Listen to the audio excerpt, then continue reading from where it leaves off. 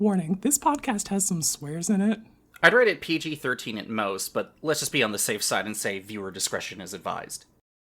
I guess you're not wrong. I could just straight up do that. Why is Mother of Ruin still fucking $8 goddamn? This is ridiculous. Playable in literally every format she's legal in. I know.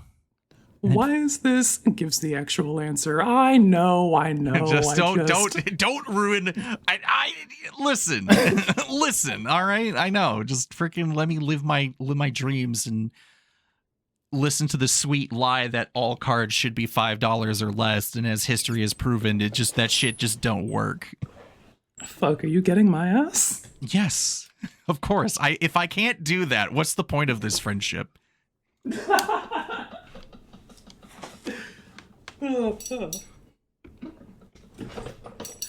Look, we already have Light and Medusa and Benoit fucking roasting us for different fucking reasons and gameplay patterns. I have to do a called shot across the bow at you.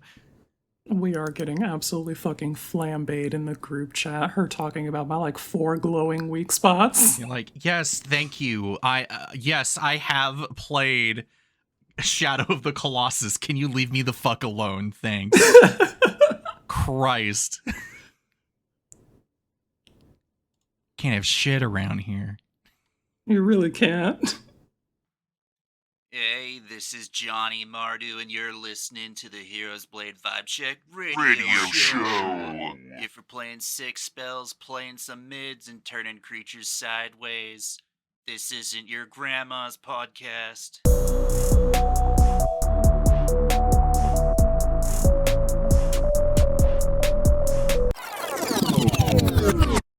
Time to raise your blades, heroes. And check some vibes. It's the Heroes Blade Vibe Check.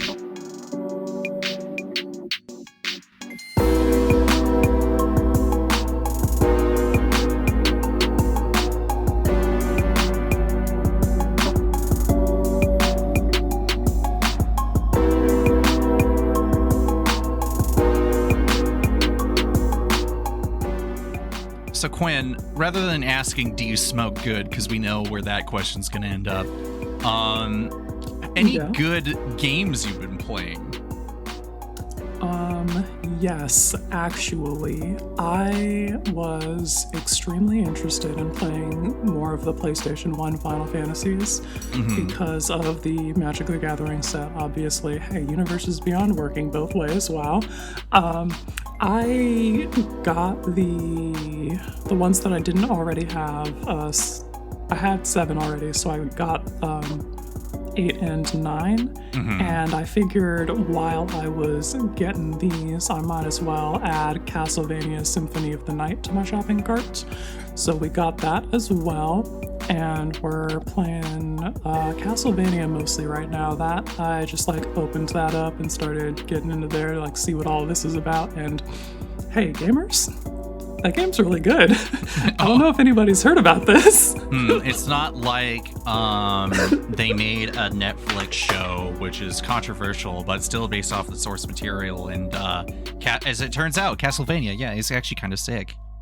As it turns out, the entire fucking genre of video games named after them are named that way for a reason.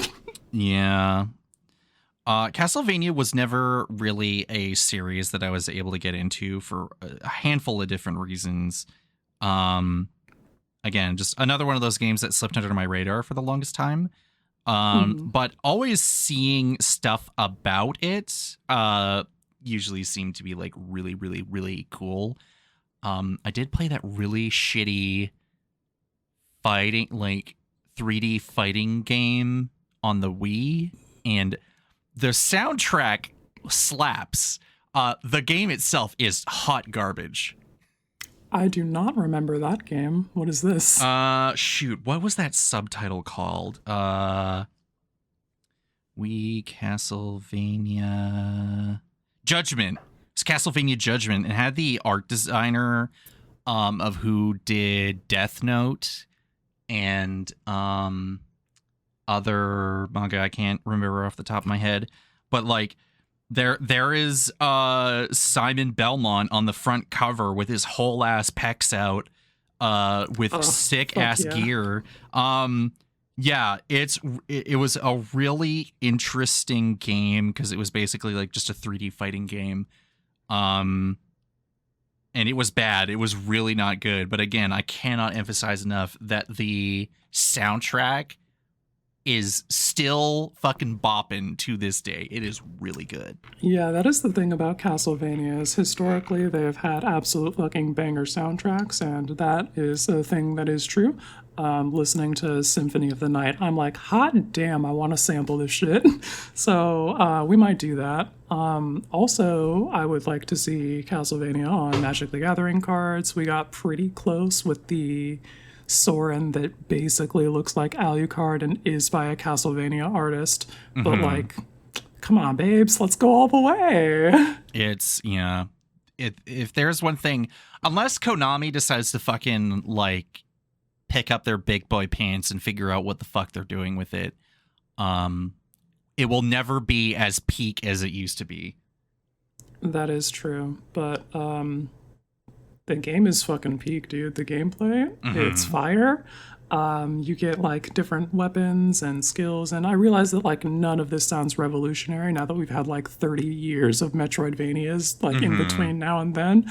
Like I'm just describing the genre to you, but like this is where it came from. And this is, you know, you jump and you run on a side scrolling with like platforming, and you hit people with your weapons, and maybe you go dashing around and listening to fucking Richter be like, be gone from this world. And he's like, what is a man? A miserable pile of secrets. And you're like, yeah, all right. I mean, that's dude, just... when Richter shows up and he's like, mankind ill needs a savior such as you.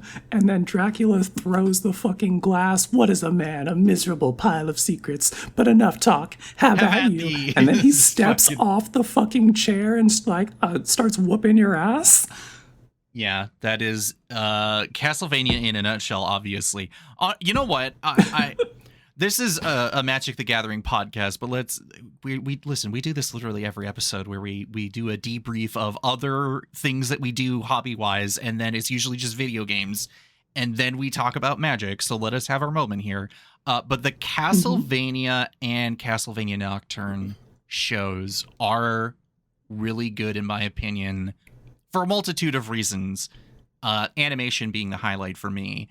But having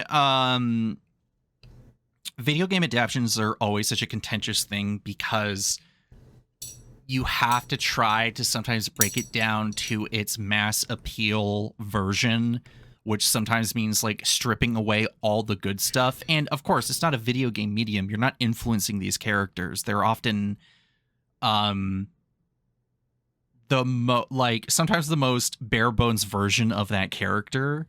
And I feel like even just Castlevania on Netflix for its 4 seasons manages to create a mythos, establish the characters, remix things in a way that suits the needs of the medium, and then by season 4 manages to bring it home.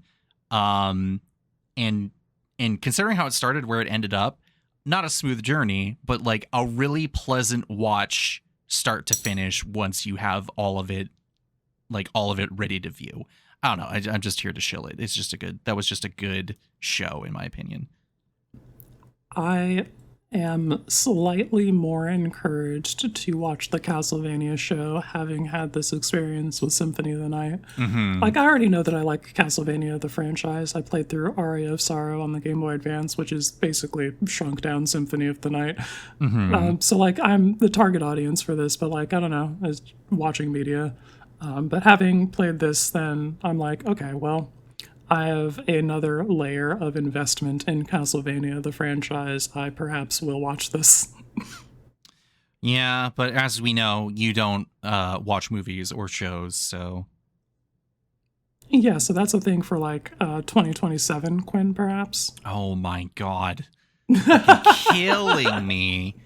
The psychic damage. There's too much. There's too much damage. There's too much damage at the goal. There's too much magic to play. And I'm like, yes, I understand that. But you do understand that, like, Netflix has a history of just, like, shooting itself in the foot with a shotgun and removing an entire roster of movies and series like off of that site, right? I do not have a Netflix account and will not be getting one to watch this show, so you can extrapolate from incomplete information however you need to. And if there's anything to learn from that, everyone, I don't know, figure it out on your own. I've been having a thought for the last little bit. Yeah, careful with that. Those are dangerous. Yeah, I know. I know. My brain is so smooth. It's like, how did a thought pierce this smooth flesh? And the answer is, I don't know, because we always do be thinking. I have a bit of a statement that I think is a bit of a false equivalence thing here. All right, go off, King. It's time to be controversial. I think for all the discussions that we've had about Universes Beyond up to this point, I would like to compare Universes Beyond in Magic to new gameplay mechanics and new Pokemon in Pokemon. More specifically from like Generation 6 moving onward. Now hear me out. All right, continue. As usual, hear me out. So, let's give a bit of a history breakdown, right? So, Pokemon starts in, what is it, 95, I think? I don't have the history lesson on this, my guy. I don't know. So you go through a few generations, and of course you always got the Gen 1ers, right? Like these are the people who are like, Pokemon was peak then and it was never peak afterward, and like that's it, right? I'm like, guys, that game was barely held together by duct tape and a fucking prayer. Like that game is a technical mess. It's extremely fucking broken. So bad. They somewhat fixed things by Gen 2. But it's still unbalanced, but at least Psychic wasn't as busted as it was, but then Bug type still fucking sucks, and whatever, it is what it is, right? But let's fast forward, right? So let's go to Gen 6, where the Mega Evolutions were included, and Gen 7, where they had Z moves, and then Gen 8, where they had Dynamaxing, and then Gen 9, where they have Terastallizing. And not factoring in the different kinds of Pokemon designs that come out where everyone's like, this isn't a fucking Pokemon, this is a Mega Man character or whatever.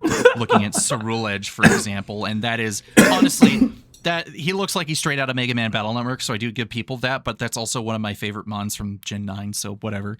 But essentially, that is like, a fair criticism, but also take a look upon Gen 1 Pokemon and tell me what the fuck yeah, like it's Geodude is literally a floating rock with arms, like with muscly rock arms. Yeah. You know, Meowth is just a cat with a piece of gold stapled to his fucking forehead, and a literal rat. Like we have literal rats and birds. Like where's the flair, right? Now, the reason that I think, like here's the thing, right? In both Magic and Pokemon sense, like I understand the capitalist drive to make more money for infinite profits, which is why we led to the natural conclusion of Universes Beyond and the, as I call it, the Smash Brosification of the game. I feel as if, like, even if we didn't get Universes Beyond, like maybe it stumbled, right? Like at some point. We still wouldn't avoid the pitfalls that Magic is still having anyway, in terms of the hat sets and everything. I also just feel as if, while the grief, I'll be talking about this a bit later, the grief that enfranchised players are having about Magic is, like, it's fair and it's valid, and everyone needs to be able to kind of understand why they're feeling like that, and it's like the loss of Magic's identity. But at the same time, it's hard to, if you have a new group of people entering WotC's design team that happen to maybe be about our age or maybe a bit older, and they put in so much love and attention into specific sets, Universes Beyond sets, and it shows in the mechanics and the characters and everything, then like, it feels like a natural conclusion, not only from a capitalist standpoint, but also from a designer standpoint, I guess is what I'm like trying to round out to saying, right? Like, it's people always their Gen 1ers will never leave, but the game does have to evolve. And I also agree, like, I wish it didn't evolve the way it has, but here we are. We're here to talk about Final Fantasy Part 2, by the way, is what we're heading into here. I am nodding thoughtfully and wondering, okay, we're going to get the soapbox out of the way early this episode. Sounds good. Yeah, well, like you said, you didn't really have one. And after the one I did last week, let me get this can open. There we go. I don't know. First of all, the universe is recharging the soapbox lasers. Yeah, I don't know. Look, people were pretty resonant with last episode's one in terms of socializing and stuff, so that was good to hear. But in terms of this mini pre-episode soapbox, it's like I have my issues with Magic in general, and I think everyone does. I just think that I don't understand people's grief about Magic because it doesn't resonate with me enough in a way for me to be grieving like them. And I think it's a very complicated thing when it comes to understanding the grief about the game, you know? I understand why they hold that position. I do not share it, though. Yeah. Are we shills? Not really, but Quinn does drink from the trough, so, we... I'm not shilling shit until they give me free product, babes. Yeah. You know, like, hey. Until then, it's just me yapping about the things that I like. Hey, this stuff looks cool. It would be much better if I had it in my hands. But yeah. Weird little tangent before we get into this episode, but I thought I'd get it out there just because I had the thought burning in the back of my head for a while. We'll talk about the grief thing later. Let's talk about some vibe checks. What do you got on the roster today? Because we do got quite a few. So we talked about the Precon face commanders from the Final Fantasy Precon set. I want to take a look at the backup commanders Mm-hmm. and just double check here, make sure that we've covered all of our grounds on all that, see what's up. So just as a forewarning, in case anyone couldn't tell, and I think the last episode established that, yes, we are talking about Final Fantasy cards again. If you want to check out, come back in like an hour and we'll probably be done by then. Bro, what? What are your vibe checks? Let's talk about a cat boy or whatever. Yeah, his name is Graha Tia Scion Reborn, and he is a 2/3 cat wizard for white, blue, black. And he has lifelink. And a triggered ability of Throw Wide the Gates. Whenever you cast a non-creature spell, you may pay X life for X is that spell's mana value. If you do, create a 1/1 colorless hero creature token and put X +1/+1 counters on it. Do this only once each turn. I think that his lifelink makes him a worthwhile holder of the sword, and you get a hero if you cast the sword after him. He curves into the sword if you cast it before him. So there's kind of just like no reason not to, now that I think about it. Yeah. Considering the non-creature spell focus of the Final Fantasy XIV deck, this kind of makes sense. I'm honestly, now that I'm thinking about it, I am surprised a Hero's Blade wasn't designed for each of these decks. Like, with their own unique art. I understand why I don't think anyone's thinking about Hero's Blade that much. Fine. Oh, Christ. I'm trying to have my moment, all right? I'm just, look. We have our moment. We literally have a Hero's Blade with the Buster Sword art in the cloud. Yes, okay, all right. You know what? Fine. Fair, all right? You know what? I was complaining about it for Dragonstorm, but you know what? We got redeemed with Final Fantasy, and it has cloud on it with the Buster Sword. So, all right. You know what? Fair. I will never stop being obsessed about this fucking card. Okay, so yeah. All right, let's talk about some more. Who's up next? I think Tifa. Oh boy. Yeah, up next is Tifa, martial artist. She's a 4/4 with melee for 1 in Naya, and whenever one or more creatures you control with power 7 or greater deal combat damage to a player, untap all creatures you control. If it's the first combat phase of your turn, there's an additional combat phase after this phase. She just instantly gets to 7 power. The melee will put her at 8 if you're just attacking with her one person, but I'm sure you're doing more than that, so the number will go up even further. She's looking to hit people and turn sideways, and a free +3 is not a thing to turn down. IMO. You can also put that on the rest of your Final Fantasy VII party and get them up to 7 power. Because if you're attacking 3 opponents, Tifa automatically puts herself at 7 power, so you don't really need to invest in her. But I do think that her deck probably wants a Hero's Blade.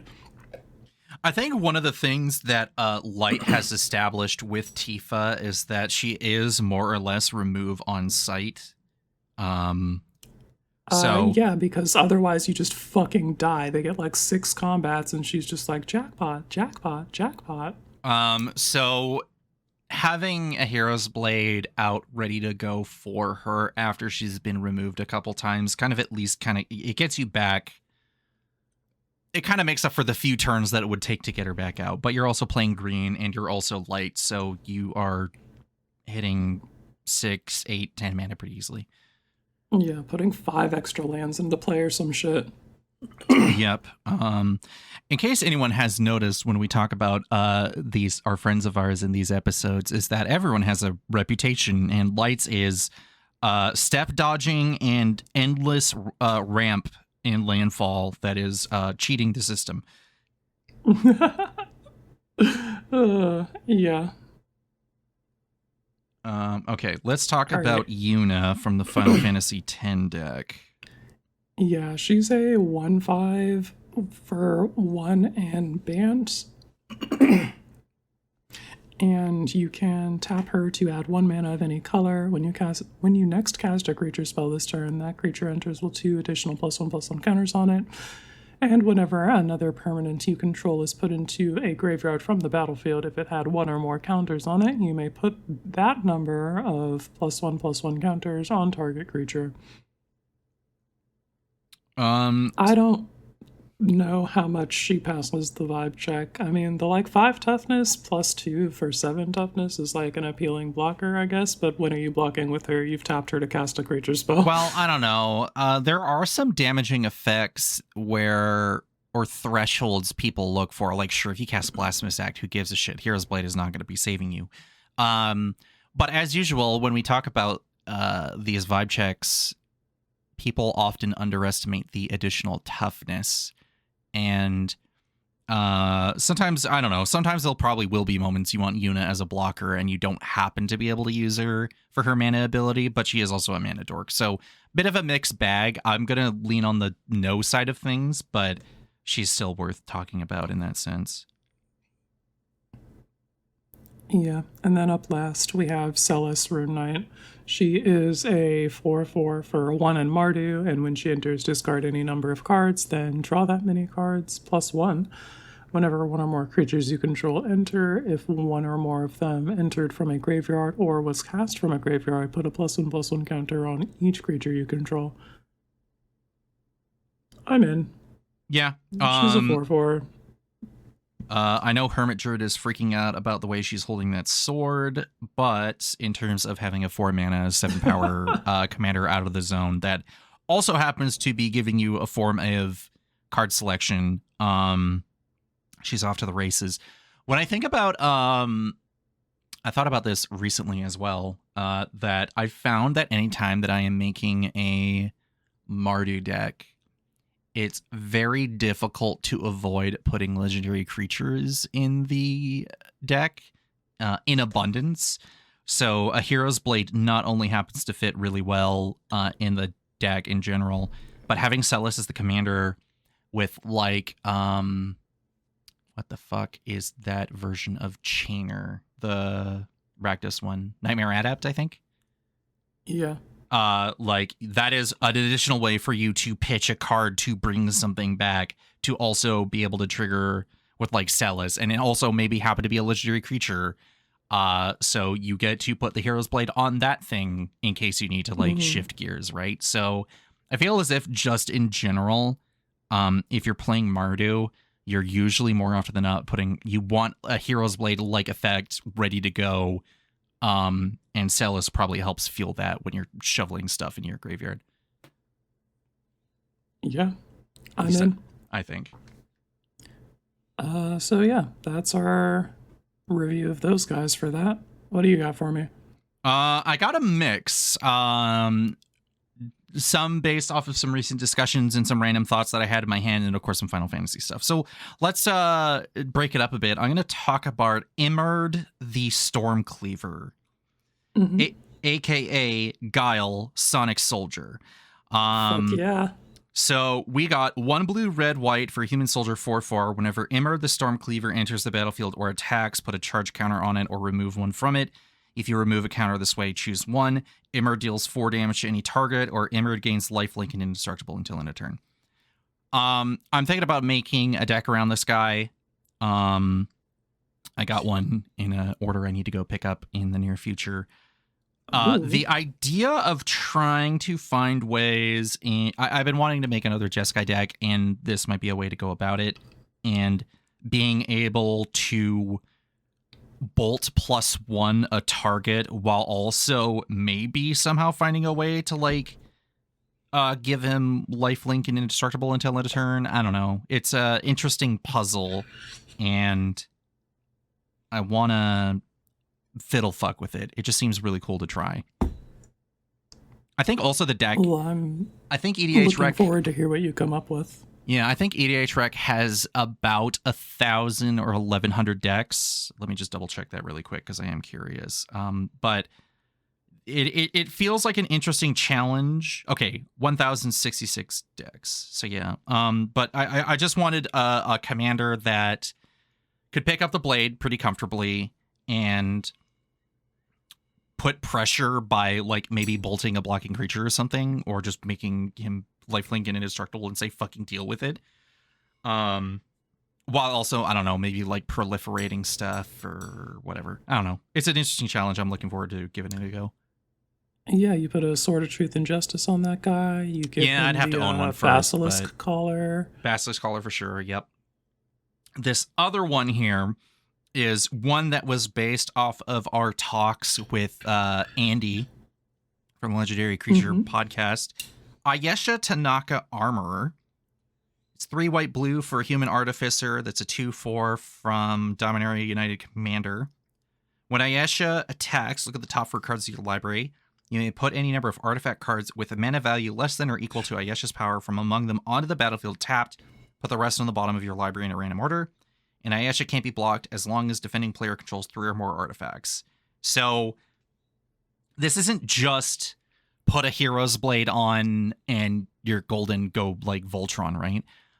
Although that obviously does help. But it's the fact that it's you can just start putting out mana rocks or utility like artifacts, or putting more equipment out to boost Ayesha or whatever.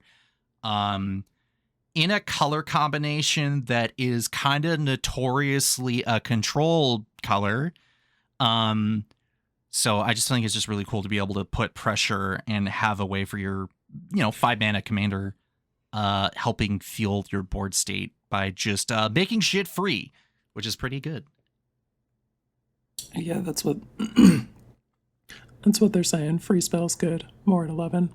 And from the sound of it, from some of Andy's church gatherings on the weekends, it seems like Ayesha is gathering some wins up here and there, which you love to hear. She seems to be putting in the work out there.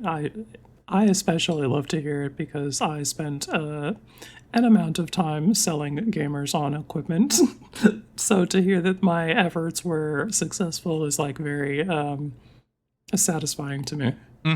Yeah, I think, like you said, it's a job well done, another satisfied customer, and honestly, what more do you need to hear?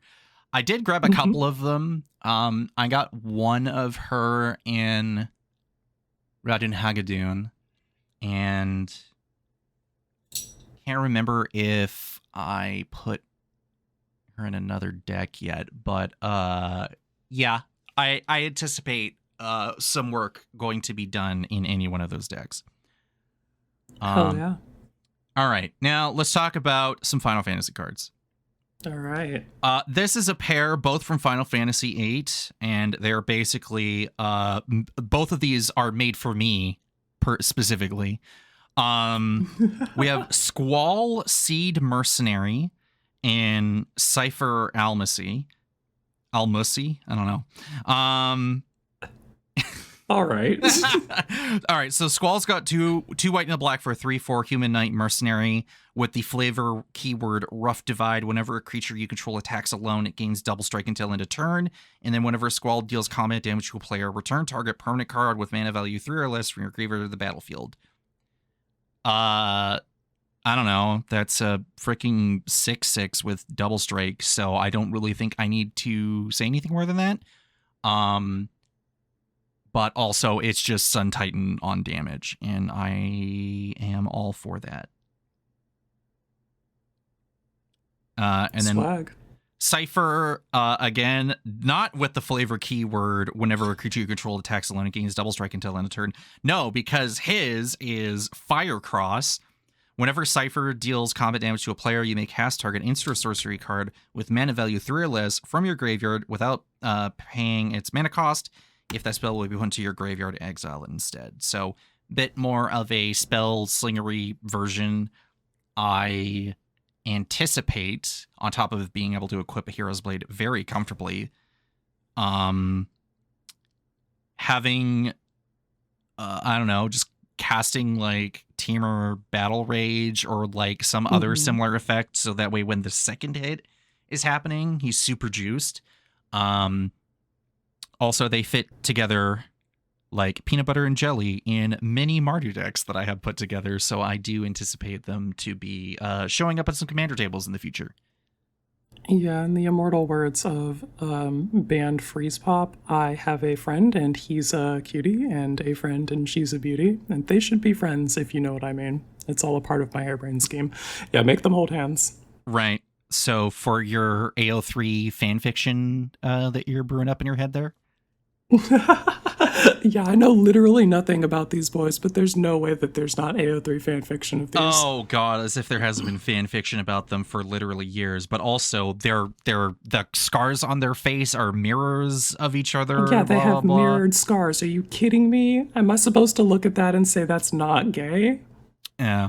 As we know, a lot of Japanese media has a lot of homoerotic undertones, despite what the naysayers say. This is some Naruto and Sasuke shit. You know. Which one is he from? Like, which Final Fantasy is Squall from? Final Fantasy VIII. Gotcha. Is that one for the shippers? Honestly, you could probably say that about all of Final Fantasy if you look hard enough. I mean, look. Much to think about. Yeah. So yeah, I think there would be a few more that I'd be putting on this list right now, but perhaps it'll be saved for a different week. But needless to say, how many legends are in this set? Like 120 or something?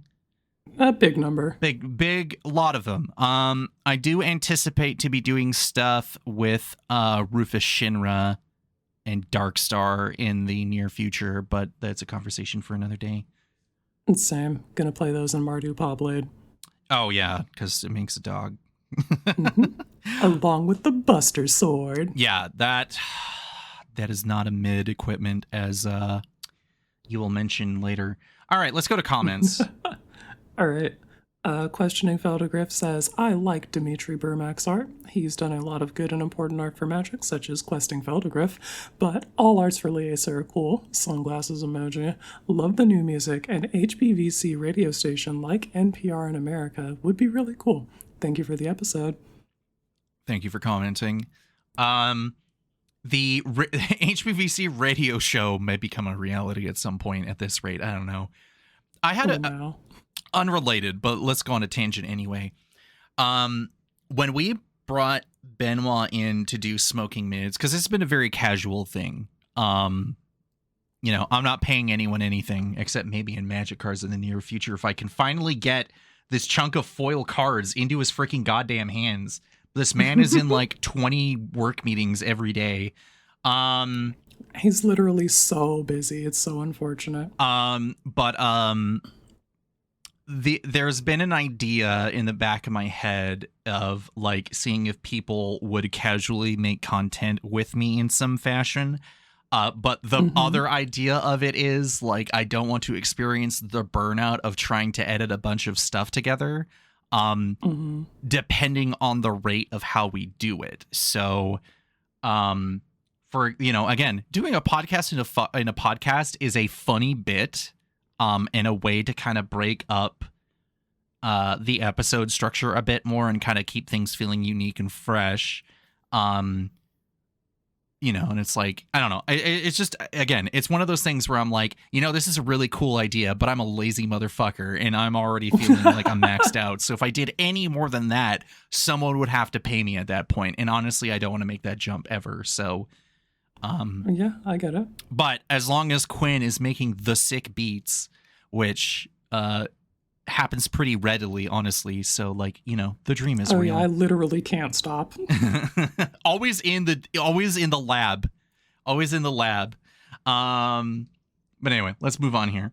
G3 Lexicon saying at 26 minutes and 10 seconds of episode 40, Dragonhawk mentioned LOL. Absolutely. We cannot go an episode without Bloodrick. Doctor Who mentioned Dragonhawk Save Christmas. Do you smoke good, Quinn? And then later, as Nick is listening through these episodes, at 2 hours, 52 minutes, and 23 seconds, leans away from the microphone. Theater stuff. Yes, Lamau, as another theater kid, let me say. Yeah, no kidding. Listen, if you are a content creator, you always had a level of theatricism in you that you never knew you had. And if you were in theater, you knew exactly what you had. So that one's not much of a surprise. Yerp. All right. Stephen Jones with the controversial take. Seb McKinnon is my favorite MTG artist. I definitely spent way too much money on his Secret Lair, but my favorite art is Rebecca Gay's Mother of Rune's Secret Lair. The unfortunate thing about Seb McKinnon is his artwork is actually amazing. And that's all that needs to be said. Yep. Exactly. Thread locked by admin. Up next, we got Nick saying, Spell Shapers. My favorite reanimator engines, fire emoji. Devout Witness lets you disenchant while discarding a huge reanimation threat. Bog Witch can dark ritual while discarding something to aim that mana at. They aren't that great, but also people really don't like spending removal on them. Love it. I also enjoy Bog Witch. OMG. Huge fan. Devout Witness is 3 mana. But it's old border. Never mind. That is not going in the Squall deck. I'm gonna hit the Vine Boom. This dude doesn't like old borders. I mean, yeah. I won't survive the winter, yada, yada, yada. We know where this is going. Good as us. All right. And then John for the final comment this episode. Mad props to the Monarchy for hitting the lab and cutting off that sick opening number. Respect. When is the playlist or album drop? We'll be first in that line to buy. Thank you. I super appreciate that. And also in the show notes on this episode, we should have the link to a zip file for the Final Fantasy tracks from last episode. Yeah, I'll get that edited and put in there. Yeah. All right. So yeah, as usual, thanks everyone for commenting and for chatting us up in the Discord over on MTG Lexicon, the Bar of EDH. As usual, you can reach out to us there at our social media stuff and on YouTube comments and Spotify comments, because it seems like that stuff isn't going away and is always endlessly entertaining when we get to pick those and shout them out here. Mm-hmm. All right, Quinn, it's time to send you away to the Smoking Bins Dimension for another good chat with our buddy Benoit. All right. Later. Final Fantasy's a little bit loud. It's got some mids hidden in there. Let's check in with the hosts and see what highlights they got for us.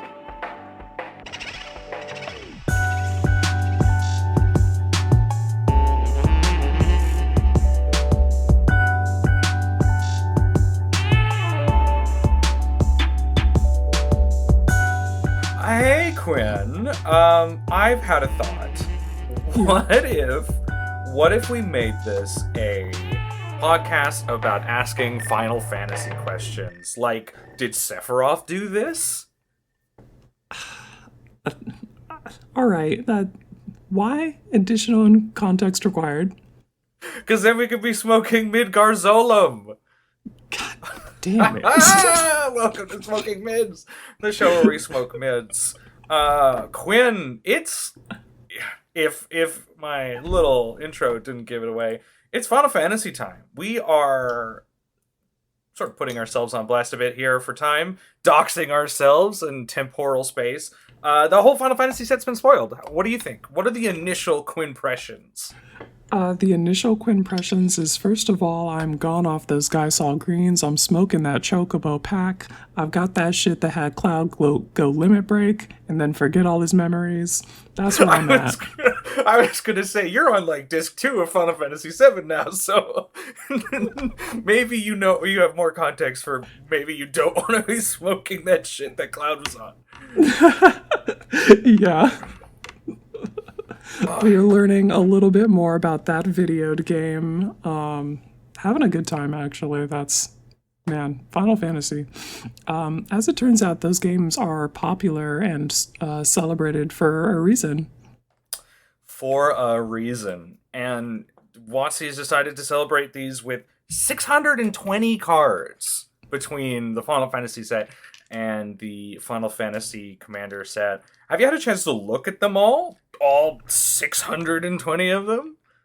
Pretty close to it. I've read almost every card in all of the precons. We've looked through for surezies every card with job select, summon, or town. And then I'm sure there's other cards that we've missed along the way. But I've really tried to put all of that in front of my eyes because I'm kind of obsessed. And I know you've probably built some of this stuff already. Do you want to talk about a mid that you're already on that Final Fantasy pack? Yes, a mid that I'm already on from this Final Fantasy pack is going to come from the summons section, actually. I am really on, all of the summons for surezies, but, they just, all provide a certain amount of, card per card, and there's, 3 cards at minimum on these guys, so they all feel really good to cast, and also you can just beat people the fuck to death with them.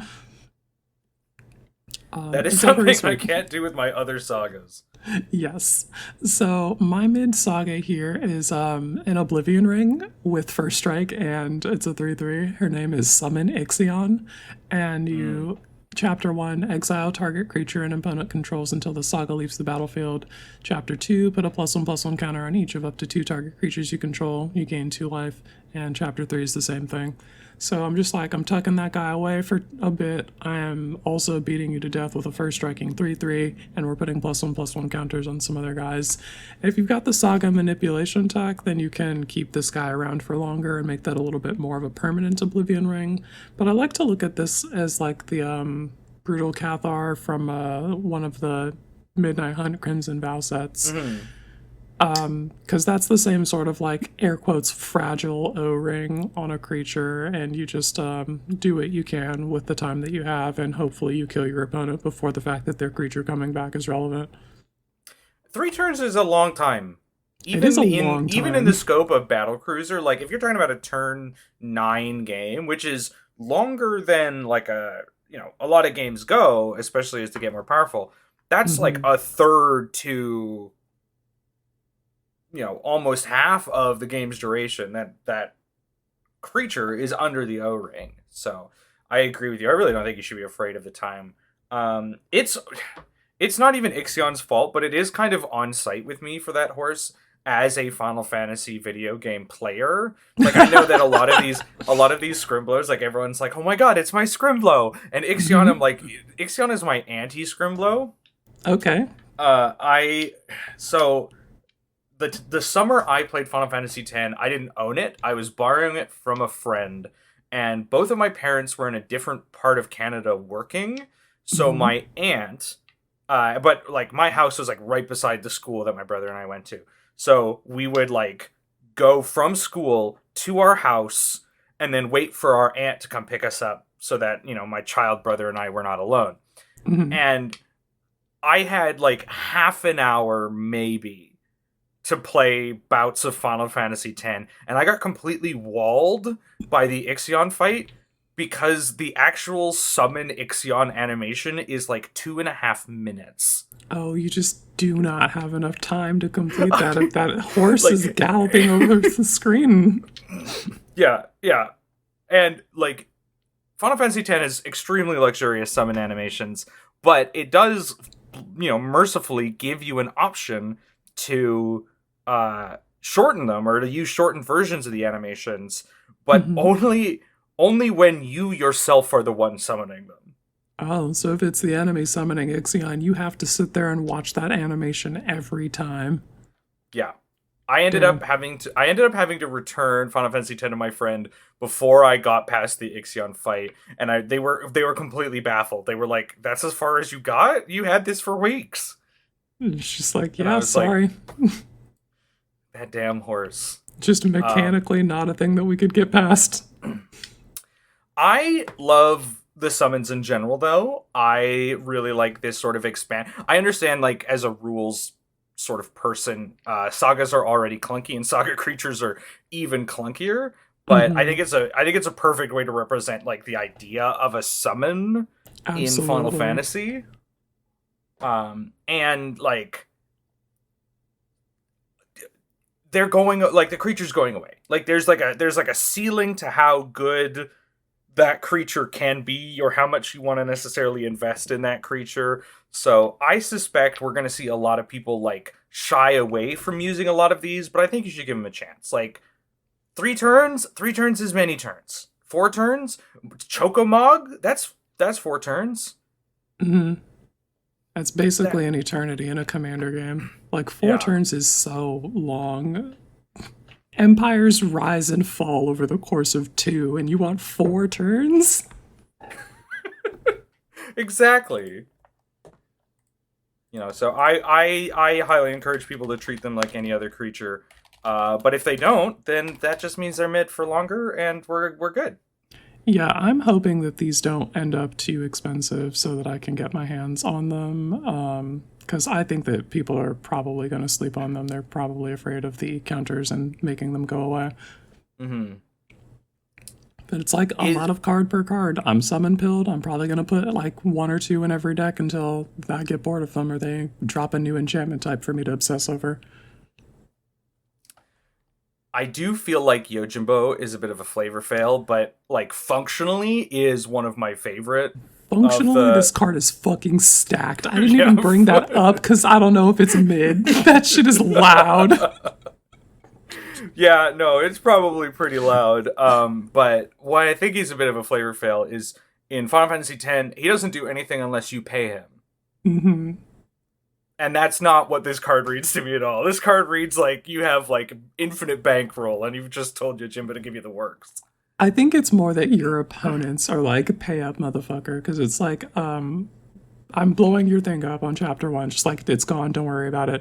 But then chapters 2 and 3 are like tax man, and then if your opponents are having ferocious creatures, you're also gonna get your cut and get those treasures.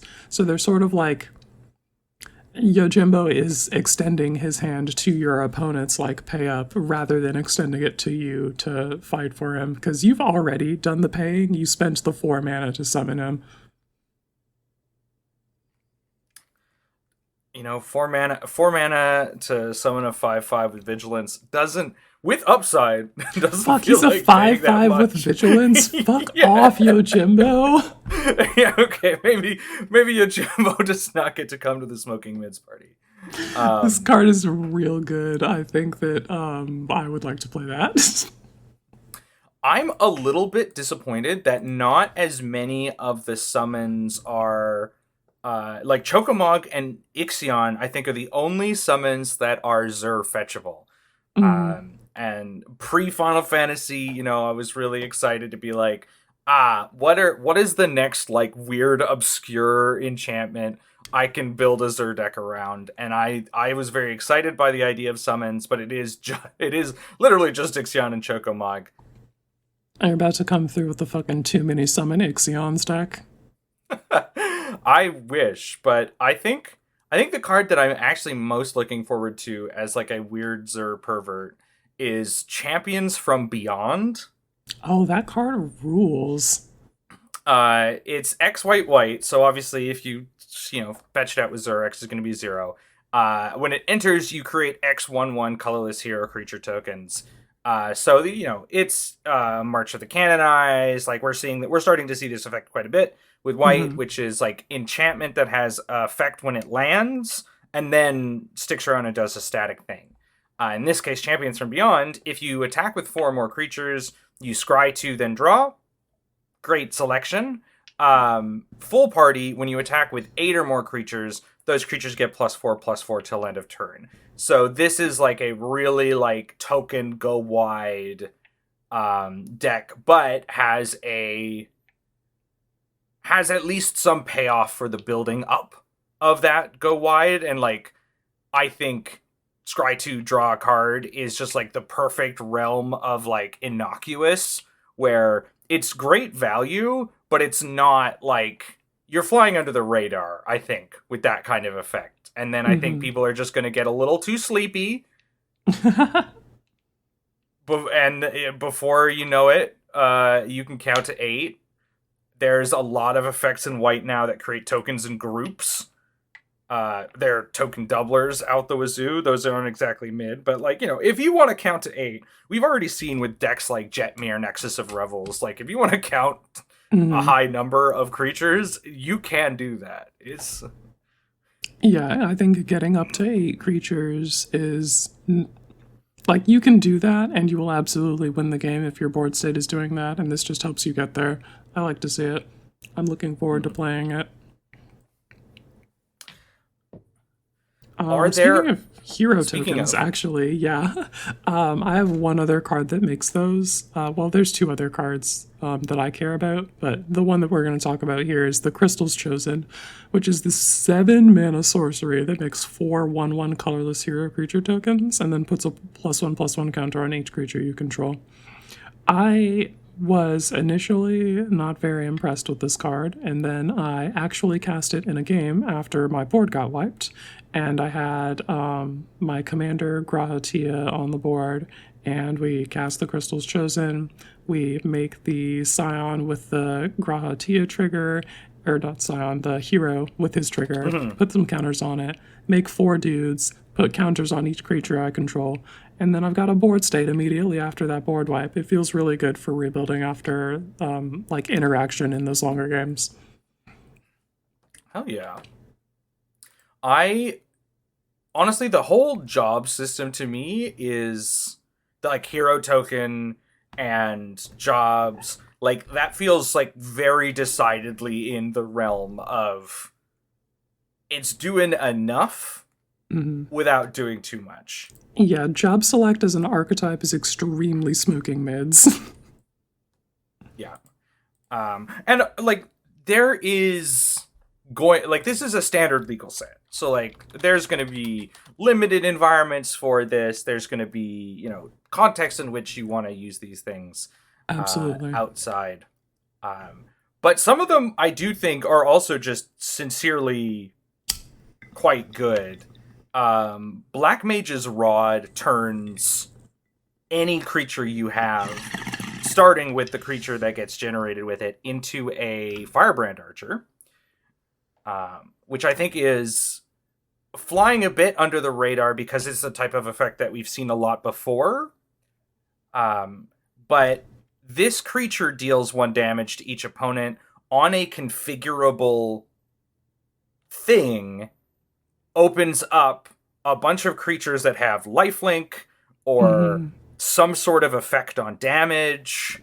Like, this might be the key to unlocking Black Pirates. Oh, shit. Because every like legendary pirate partner is worded to care about damage, not caring about combat damage. So Black Mage's Rod on like Malcolm, Keen-Eyed Navigator, and you're just roasting. You're just going extremely fast. So I think people are sleeping on Black Mage's Rod for that reason. I haven't thought about it too hard from the other way, though, thinking about, like, oh, is there something that I could really, like, manipulate or benefit from having the type of this creature change? But it's gotta be there. Mm-hmm. I am really into the like air quotes Black Mage aggro archetype from this set. The Black Mage's Rod, of course, is like the signpost piece of equipment for that, but the whole archetype is making those wizard tokens that do that 1 damage whenever you cast the non-creature spell. There's something there, I think, potentially, in like Rakdos Burn, and I would like to explore that space. I especially am very eyes emoji at the, I guess, like signpost rare for it, the Kuja Jedam Sorcerer, I think his name is. Yes.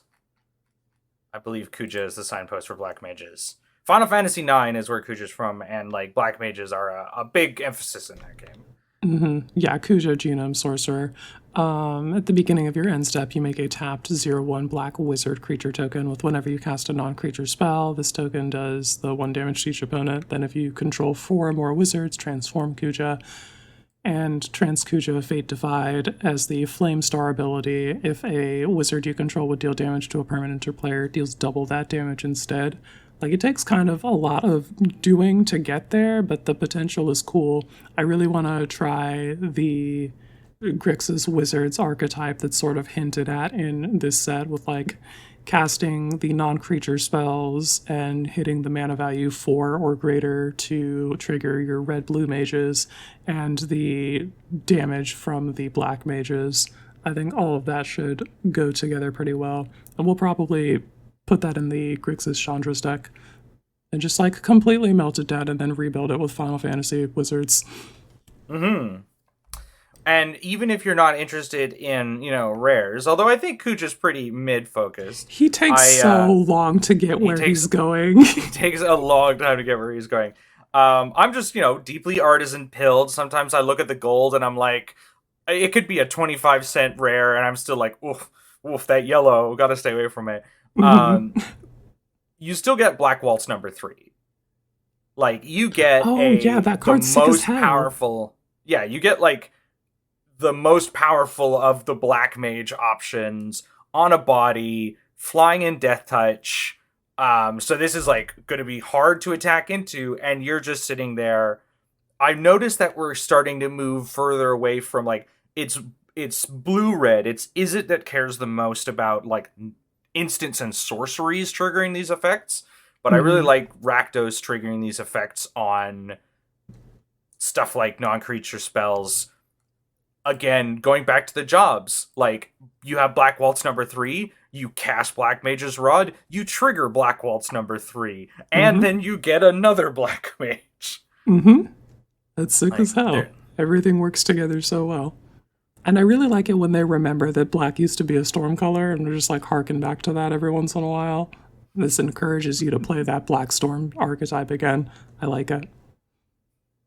I feel like they've, like, never been able to forget black as a storm color, and that's why it's been so long in frickin' card jail. Tendrils of Agony maybe stormed a little too close to the sun. We maybe went a little too hot with that one. Yeah. Never forget, gamers, black was the original ritual color. 100%. That's a thing that red does all the time now, but Dark Ritual, back when cards could be called mana sources, Dark Ritual is like one of 2 mana source typed cards. The other one was Culling the Weak, I think. No, Sacrifice. Yeah, Sacrifice. Or Culling. Culling the Weak, I think, is from, like, later. I think Culling the Weak is also from Urza Block, but it might have been, like, Destiny when... Anyway, we're not going to get into the historical semantics of Mana Source, because, Quinn, it felt like no time at all, but it is, in fact, time for you to share some wisdom as we close out this episode of Final Fantasy Mid-Smoked. Every time they come out with a new like card type or mechanic, you got to just like explore that because they put their whole everything into designing that. I assure you. So you got to just feel it all out. Like when they put out rooms, I dove into those. I saw what those had to offer. They put out battles. I'm playing those. And now the summons are the thing. We're going to check those guys out and see what they have to offer. There you have it, gamers. You know, they're out here working hard, and they know we're a bunch of sickos now. Like, they're trying to hide Easter eggs on these cards, and it's our job to find them. That is real shit. Don't give up. They're there. Do some real wild shit. We'll see you next time. We're probably not done with Final Fantasy. Oh, Bye. Absolutely not.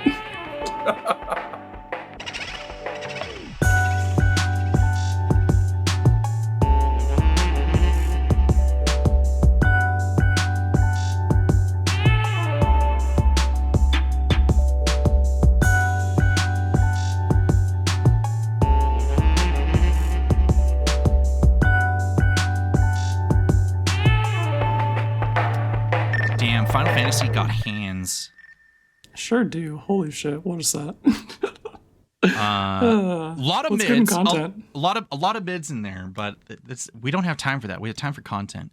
All right, so I should have shouted this out at least a month beforehand, but as usual, stuff slips up. So, Community of Cardboard, led by Beth, Hobbs, Trap, and I think it's Davey. They got together to do a mental health stream in coordination with NAMI, because it's Mental Health Month and it's pretty important, especially right now. What they did for the opening of the stream was talk about how Magic has been a great way for them to deal with mental health issues because it is a community thing. We do get together to play games with people for a reason, because I sure hope you like the people that you're playing with when you get together with them every week or every other day. And Real. when it comes to broadening our horizons and everything, it's been great. Hobbs did point out, and I hope I can find a link to the VOD or to see if they're going to upload a YouTube version for viewing. But grief was being mentioned, and like I'd said earlier about Magic the Gathering players and their grief, Hobbs pointed out, and he is a professional. He's a licensed professional.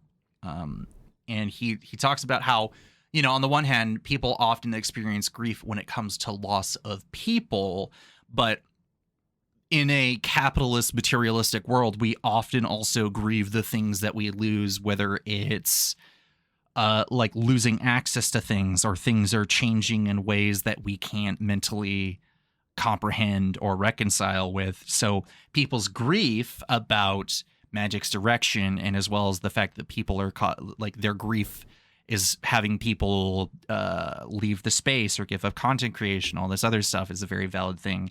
And it was just kind of nice to have at least a better understanding of someone kind of explaining and comparing it as grief to everyone. So it's a good watch. The games that day, these last 2 days on the weekend, were really fun. I caused a lot of chaos with a Thalia Heretic Cathar in my game, and it was awesome. Classic Cole. They were like, I can't call Notorious Control Player Cole. I'm like, it is literally a 3/2, and everyone's like, yeah, I just don't have the removal for it. I don't know what to do. And the answer You're over is, here like, it literally dies to shock, and then It the people literally- are like, I don't have shock. it was yeah. So if I'm hoping I can get a link together for that, I'll go check in with like Trap or Beth or something. So otherwise, I think as long as it's on the I'll get back. Hopefully there'll be a link in the description once I get back to editing, but we'll find out. Next we got Brew Review. Cody and Laz were back to talk about Kona Rescue Beastie. I was going to call it Bestie. This was such a fun episode. And Yeah. he is totally the rescue bestie. Kona is pretty busted, all things considering. So it was nice to see just a casual mono green deck with, this creature's just going to help you put out busted stuff. Go. And yeah, it's a really good episode. So go check that out. Mm-hmm. Then the last episode, because a new episode just came out today as we're recording. But Am I the Bullcast with Spike Feeder Alex about planning your turn ahead of time. And that was good shit. He was spitting. I do love, I'm going to spoil it a bit, but Alex did have a point of like, you do reach that point as you're trying to consider or plan out your turn, but you are so in the gutter that it's just better to concede. And, I do like being stubborn and just being that guy, but more often than not, I'm just willing to recognize or admit that I'm just like, it's really not worth the effort to keep going, so I will just give up. And I think that's fine too. Yeah, it is totally okay to realize that I actually don't want to spend the effort that it takes to see whether or not I have outs here. We can just move on to game 2. Yep. I should still do that a little bit more, but I sometimes always have a holdout for hope. I think it's tough to realize that when you're in that position sometimes. It's really just like, I guess, an experiential thing. The more you're like realizing about the game state that your opponent has and what you have in your deck, because like you have to have the knowledge of what you have available to you as well. Like you have to have all of that put together to understand whether or not this is a thing that you can come back from. And if that's not a sure thing, then I absolutely get sticking it out. But if you do like have the math on that equation and you know that basically no matter what happens, it comes up with an L, there's no point in sitting through that. I think it's fine. Yeah, no, it's good to call it. Alrighty. And then this is something that I learned by being a patron to Herald's Horn, but it looks like until September approximately, Herald's Horn is going to be going on hiatus. As it turns out, Cal is experiencing the thing they call burnout. So looks like for the time being, especially when it sounds like it's going to be a busy summer for everyone. Should you really be talking about this on your podcast if that's a thing that they didn't talk about publicly and only talked about in the Patreon Discord? Well, it's going to be talked about in the next episode. Okay. Carry on then. I don't know. I one of the things when it comes to saying we're kindred spirits, let's say, when it comes to that podcast, but they're very informative and kind of keeps everyone in the know with a good roster of hosts and guests. And it is crazy to see a production get scaled up to weekly episodes and then go even further and split up the regular episode with the interview episode. And then the natural conclusion of, damn, that's a lot of workload to put on yourself kind of out of the blue. So it's unfortunate and is just like a regular part of being in this space, but it does, you hate to see it, simply put. Although if I do get in trouble for putting this out early, I guess Cal or whoever will just reach out and be like, what the fuck, man? But yeah, that is kind of just the natural conclusion of things here. I don't think, as long as we've been doing this, I don't think I've experienced the sense of burnout. So I think we're on a good trend, at least. We're doing all right. Yeah, I think our release schedule helps a lot with that. So yeah, other than that, I kind of glimpsed some Final Fantasy gameplay stuff. I started watching the Spike Feeders, but I couldn't get through the episode because I was busy. But yeah, it seems like everyone's immediately going nuts with it. Yeah, I am watching a lot of these. For surezies, you want to make sure you go watch Rebel's video with the LGS. Yes. They're playing, I think, decks that they built for that. Yeah, because it's two-headed giant. It's two-headed giant. Yeah. She's fucking doing two-headed giant, dude. Fucking check this out. Yeah. I think we need to get Brandon in on that. We need to send that to him. Man's always talking about doing two-headed giant stuff, and he's like, "Are we gonna do that for the stream?" And we're just like, "Yeah, for sure, yeah, dude." I'm kind of interested. It's just a thing that you have to be extremely careful about. And it's very easy to be fucking evil. Yeah, well, that's a fair point, isn't it? We're both going to play stacks controlless. You're just like, you fucking suck. Yeah, you just have one player play a bunch of stacks pieces and the other player play your extra turns and your payoffs for that. Mm-hmm. And beat you to death with fish or whatever. And then you just like that's one thing you can do. There's other fucked up stuff that you can do as well. I do like how she did the premise of the episode being a Dissidia Final Fantasy like versus thing. So I was like, okay. It was so sick. Nobody talks about Dissidia, but I remember. Well, they just did really like shoot themselves in the foot with the last one, which I don't know anything about that, but yeah. Rip in pieces Dissidia Final Fantasy. All right. Let's go into Brews Off the Shelf. What do you got going on? Final Fantasy is extremely equipment pilled, and as such, I am extremely equipment pilled this season. So we're taking a look first up at Firion, Wild Rose Warrior, and this is a Mirror and Swords deck. Surprise the fucking prize. Wow, I can't believe it. What does the commander do? Let's pull this up right quick. Okay. Firion, Wild Rose Warrior is a legendary creature, human rebel warrior 3/3 for 2 and a red, who says equipped creatures you control have haste. And whenever a non-token equipment you control enters, create a token that's a copy of it, except it has this equipment's equip abilities cost 2 less to activate. Sacrifice that token at the beginning of the next upkeep. So this is really just an exercise in free spells are good, more at 11, and incredible number go up technology. But also literally just put in every single sort of X and Y into this list and go nuts. Yeah, I think I might have cut like one of them. Yeah, I'm not on sort of Surveil and Flashback because it does literally nothing in this deck of barely any instants and sorceries. Mm-hmm. But every other Mirror and Sword I think we have. Yeah, just about. Plus the Sword of Wealth and Power, yeah. Yeah. I also noticed, just before we were going into the rest of these decks here, because you got quite an assortment here, I noticed a severe lack of instant and sorceries, and I was just like, oh my god, like, what is going on here? But really, those equipment slots are so tight. Yeah.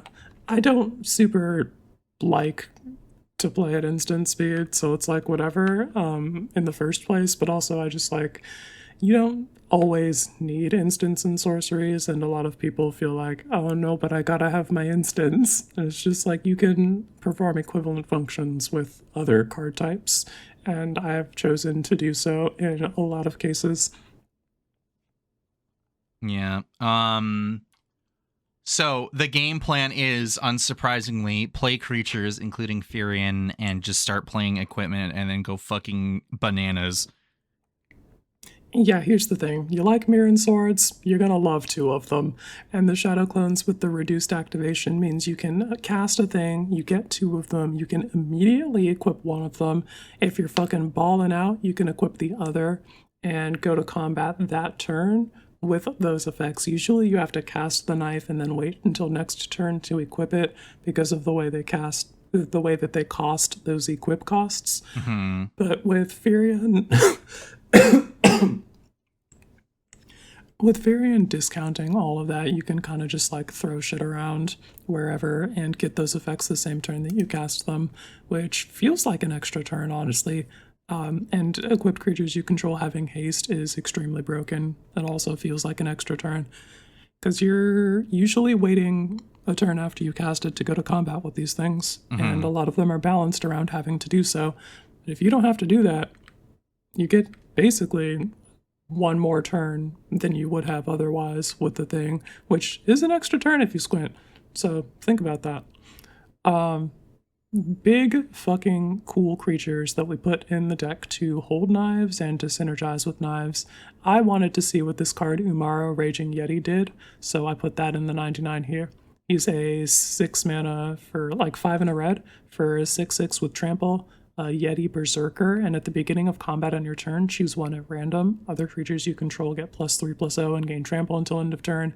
Discard your hand, then draw 4 cards. Umaro deals 5 damage to any target. All of these modes are acceptable. I'm super unconcerned about discarding my hand in this deck because it's red, baby. I'm doing what the fuck ever and probably emptying my hand anyway. And in those cases, draw 4 cards is literally just to draw 4 cards. Yeah, which, like, that's totally fine. It's like, we'll be talking about another card in this list later that I'm eyeballing, but in mono red, you're like, oh no, I discard 1 card. Oh well. Anyway, moving on. Yeah, so he's got a bunch of things on his like checklist of things that you can do that I'm interested in, so I would like to see that in action. We've also, in our 6 mana, just like fucking haymaker slot, your boy Gilgamesh, Master at Arms. If you see this man, kill this man. Yep. Do not let me have him and Firion at the same time. Whenever Gilgamesh enters or attacks, take a look at the top 6 cards of your library. You may put any number of equipment cards from among them onto the battlefield. Put the rest on the bottom of your library in a random order. When you put 1 or more equipment onto the battlefield this way, you may attach one of them to a samurai you control. Gilgamesh is a legendary creature human samurai for 4 red, and he's a 6/6, so he is a target for your auto equips, but also if you have other samurai like, I don't know, Godo, Bandit Warlord, if you're nasty. Well, I was going to say, this is just basically another Godo. Kind of. Like, I know it's not quite, like, I know that, but I'm just mentally in my head, I kept looking at this guy during previews, and I'm like, is this just not fucking Godo? Like, this feels just like Godo in a way.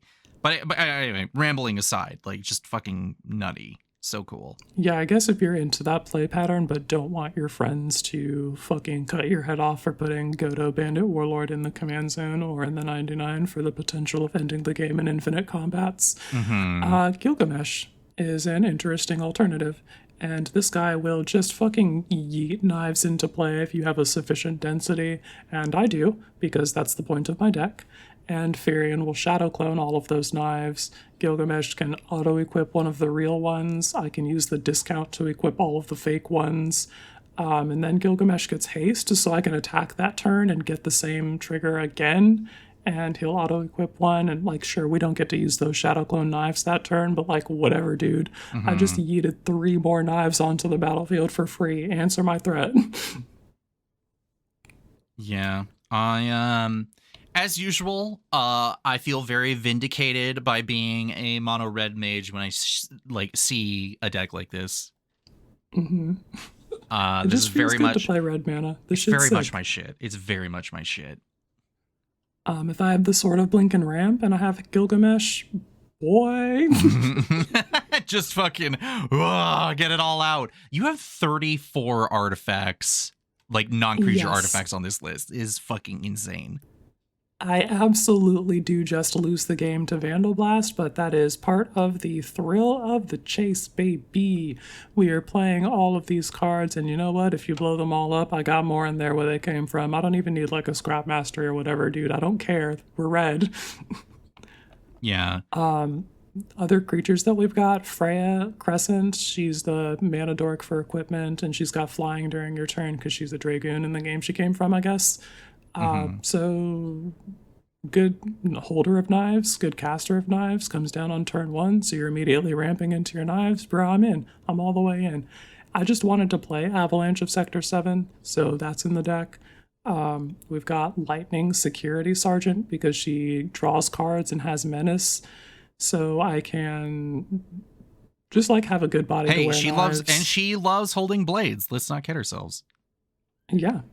We got Ketshi Fortune Teller because I wanted to see what this card did. I have played it other places since adding it to this deck, so now I know what it does. And having seen that, yes, I am still interested. I like this card a lot. It's basically Tavern Brawler, but you can target and you scry first. this guy owns. And I wanted to play Vincent, Vengeful Atoner, so he's in the deck.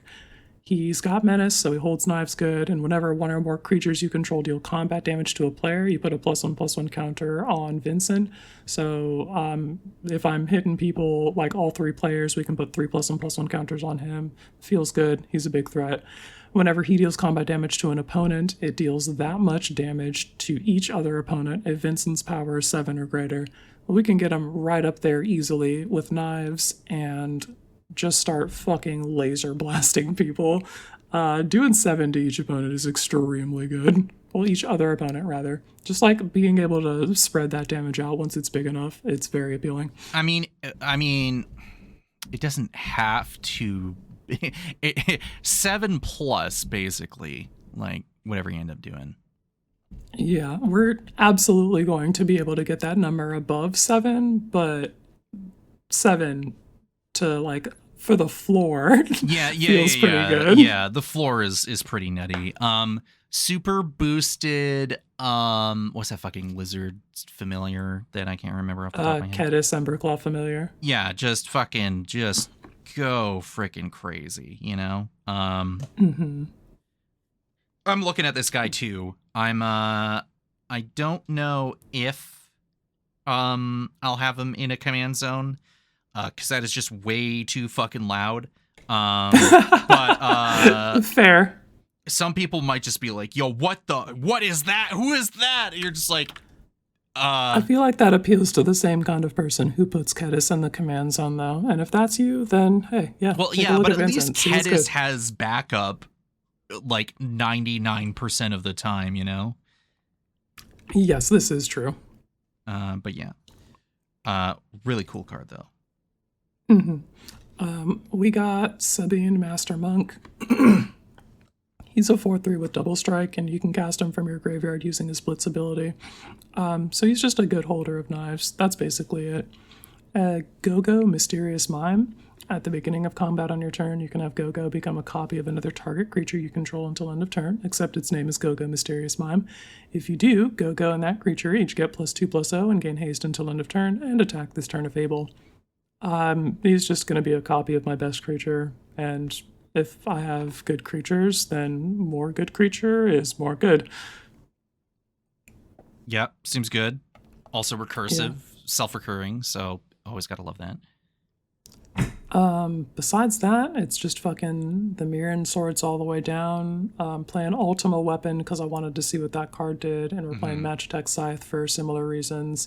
Buster Sword because it's good, and Wrecking Ball Arm because I want to see what it does. Yeah, I eyeballed Barrett's Wrecking Ball Arm because that would be good in Radun Hagadun after you bring it back and equip it to a 1/1 menace creature. Oh yeah, just set that to... Who the fuck is this guy? I'm always thinking 4 steps ahead with that fucking deck. You have no fucking idea. I really don't. I am on my bullshit. God, if you could give me...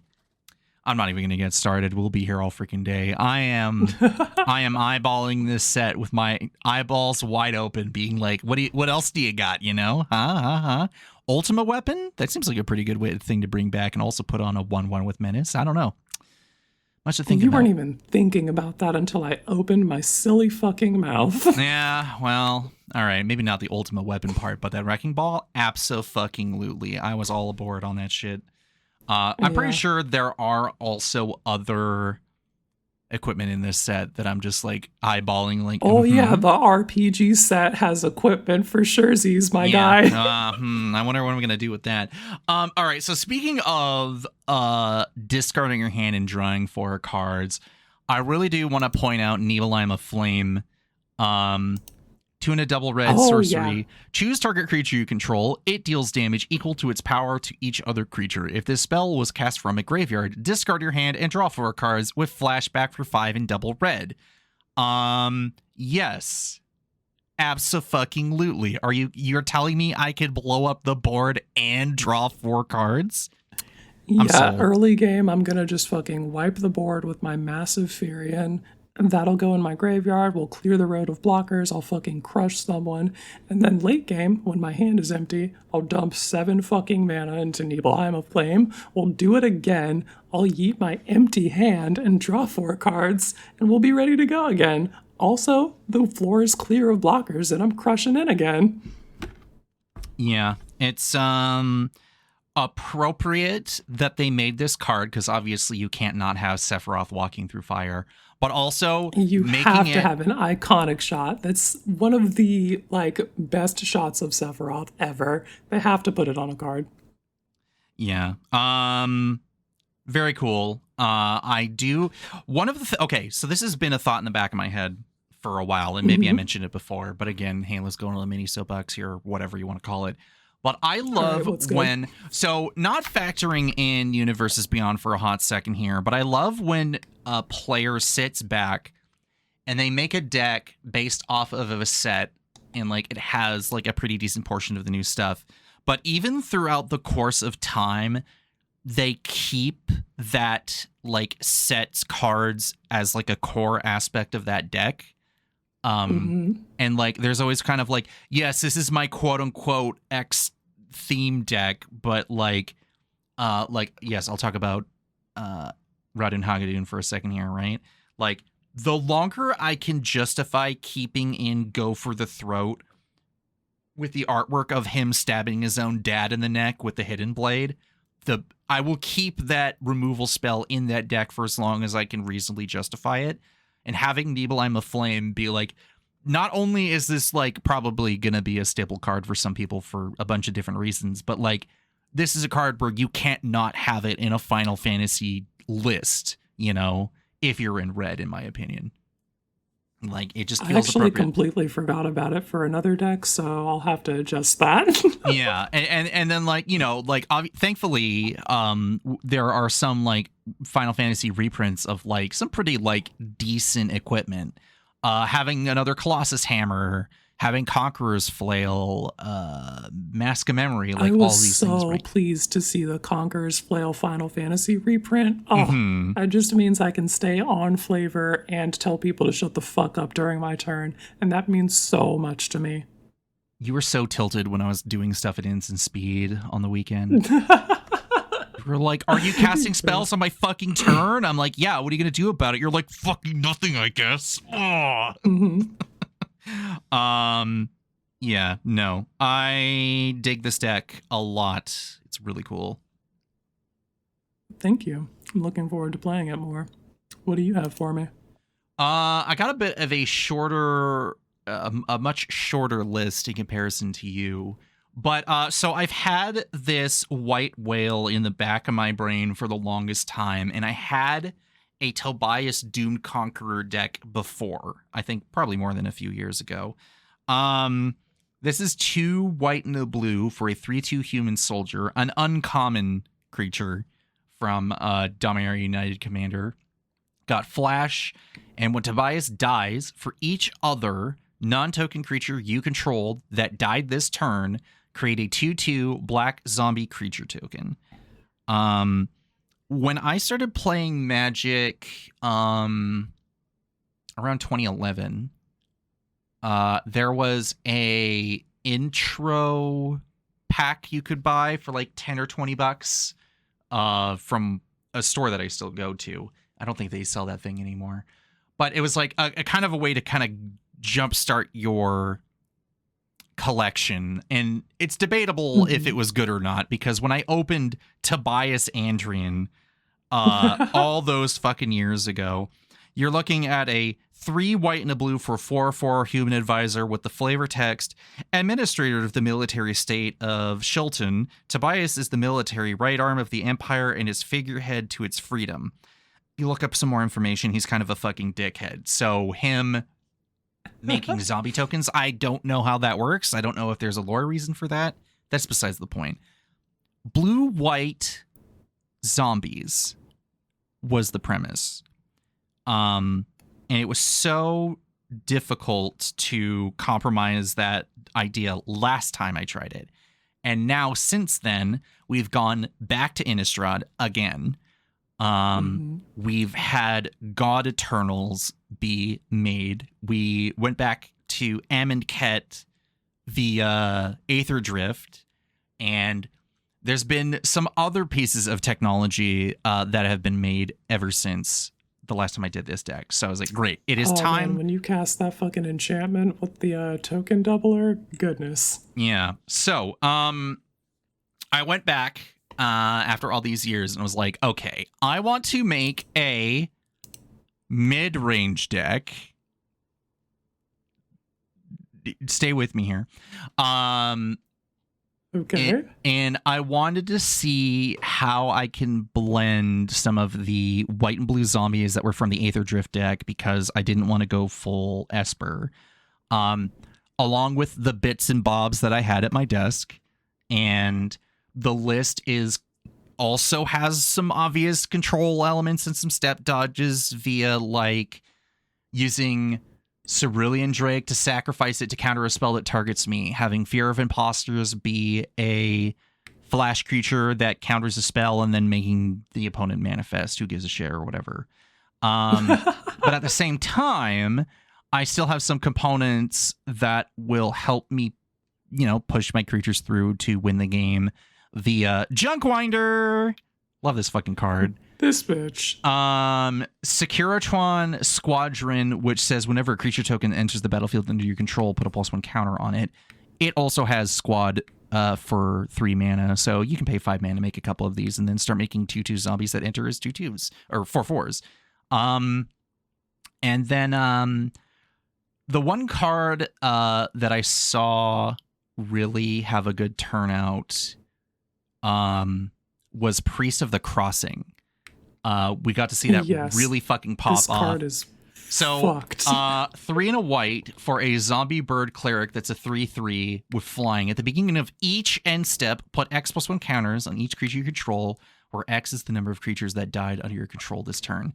So Bro, each end step, fuck off. I don't have the exact game. Like, it was the game we had on the weekend over on stream, and I was just cooking. I even threw out Tobias as 2 things were dying, and I couldn't tell you how Tobias was dying. Obviously, it's like anti-board wipe tech in a pinch. But I had stuff like, I had Priest of the Crossing out. I had Linvala Shield of Seagate. I think I probably had a Sack Outlet or whatever out, because I also had like Selfless Spirit and all this other stuff. And I also realized I could have changed what I was sacking, because I realized I could have sacked Linvala and brought her back untapped and all this other stuff. But like, as it turns out, this deck has legs, and with like the tech that's come out the last few years, it really can make it a neat little engine where you don't necessarily need to have Tobias as like anti-board wipe tech, including for yourself.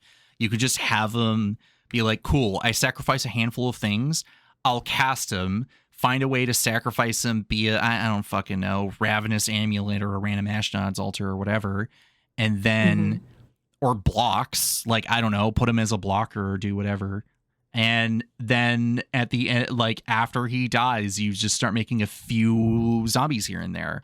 Not bad for 4 mana.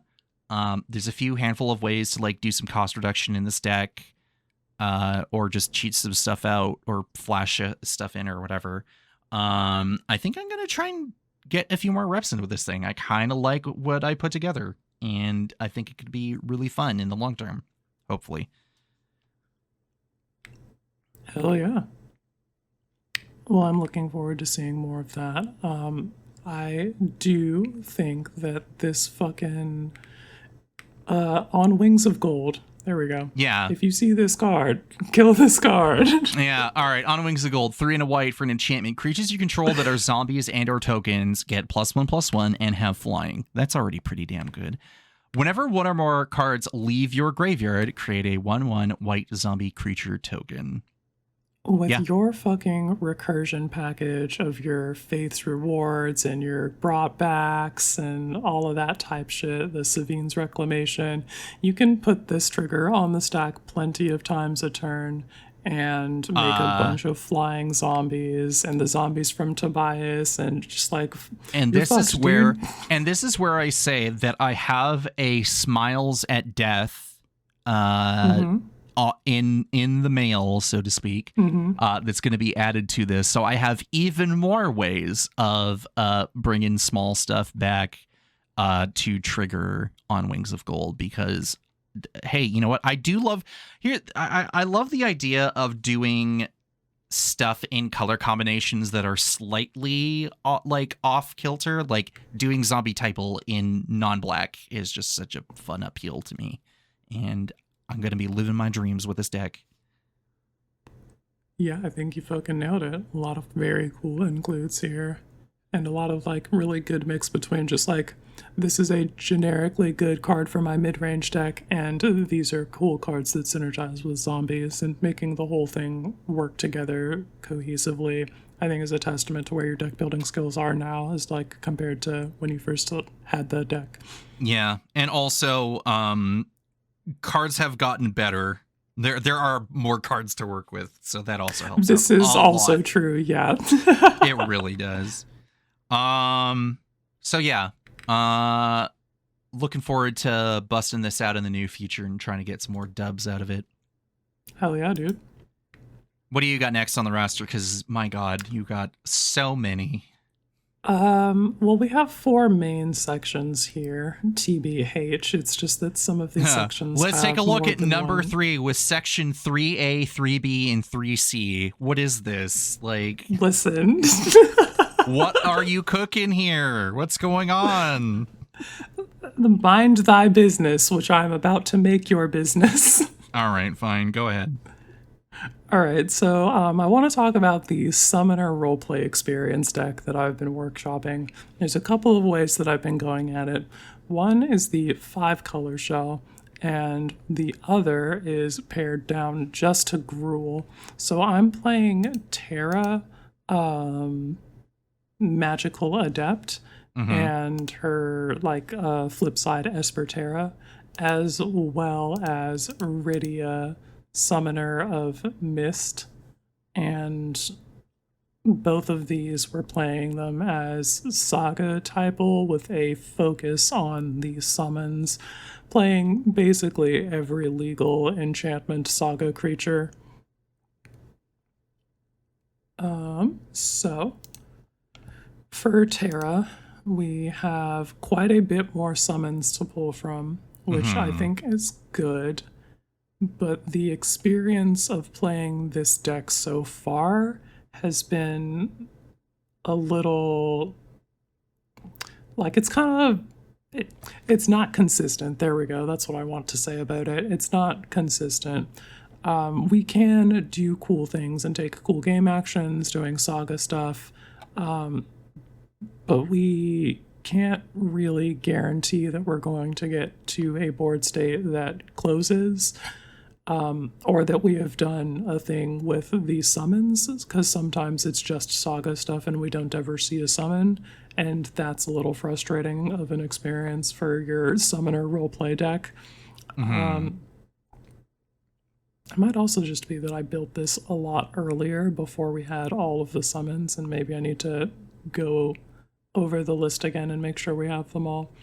So there's that too. But it's kind of just like the 5-color deck can take a bunch of game actions, draw a bunch of cards, do the Enchantress thing, and sometimes cast summons, and that feels all right. But when I took another look at it under Rydia, Summoner of Mist, we had quite a bit more of a positive experience, and actually like the Summoner roleplay. Right. So let's talk about Rydia for a sec here. Yeah. Red and a green for a human shaman that's a 1/2 with landfall. Whenever a land you control enters, you may discard a card. If you do, draw a card. And then the second ability reads, summon X, tap, return target Saga with mana value X or less, or mana value X specifically, from your graveyard to the battlefield with a finality counter on it. It gains haste until end of turn, activate only as a sorcery. So let's be honest here. I know we're cutting ahead here. That first line alone is nuts. Insane. Yeah. Here's the deal, gamers. I think Rydia is probably just a stronger card than Terra, at least the way that I've been playing them so far. And so it's no surprise that despite having pared down to just Gruul and having less overall summons to pull from, I see more summons and do more things with this deck. The construction is extremely fucking simple. We have almost every exploration, almost every future site for lands, so that we can play way more extra land drops and see a bunch of cards, and also play lands from the top of my library to further that game plan. Seeing all of those cards puts those summons where we can see them quite a bit faster than whatever the fuck I was doing with Terra. Like, sure, she can enter, mill some cards, and then put an enchantment to your hand that way, but Rydia can do... She can just expose so many more cards per turn than Terra can ever hope to without putting a, like, dedicated blink package in the deck, and I'm not going to do that. So I think Rydia is more my style of summoner roleplay experience. She also has this cool interaction with the sagas from Neon Dynasty that exile themselves and return as creatures. Yeah. Oh, because they exile and they get rid of the finality counter. Oh, it's beautiful. You gotta love it. Yeah. It's extremely cool to farm value off your, like, Fable of the Mirror Breaker and then exile that on the last chapter, even though it's got the finality counter on it. You're like, all right, cool, sent it to exile, boss. And then it returns to the battlefield as a Kiki-Jiki, and then you just keep going. And you can copy your summons with it. Bro, it's so fucking cool. As preview season and official release is going to be around the corner at this rate, but having some rule stuff come out about the cards, and especially the creature sagas, including if you mutate onto them, it's been really cool learning sort of the intricacies and the rules of these new cards, and especially for saga creatures, which to me is still really just a fucking cool design. I think they fucking nailed it. It's so cool. And the fact that especially with this with Final Fantasy having sagas already existing to use as a template, and all the intricacies with previous ones, like the fact that Rydia is like, cool, oh, you're exiling? Cool, come back, you're fine, you know? Like, I think that's just a really cool way to kind of bring it all together. Also, another vindication moment. You went from a 5-color list and was like, no, this isn't quite right. And then you went to a 2-color list and you're like, wow, this shit fucking slaps. Take that, Light. A function or a portion of that is due to Rydia showing me so many more cards. If I was approaching this with, like, Clothis, God of Destiny in the command zone, maybe I don't have the same level of enthusiasm for this.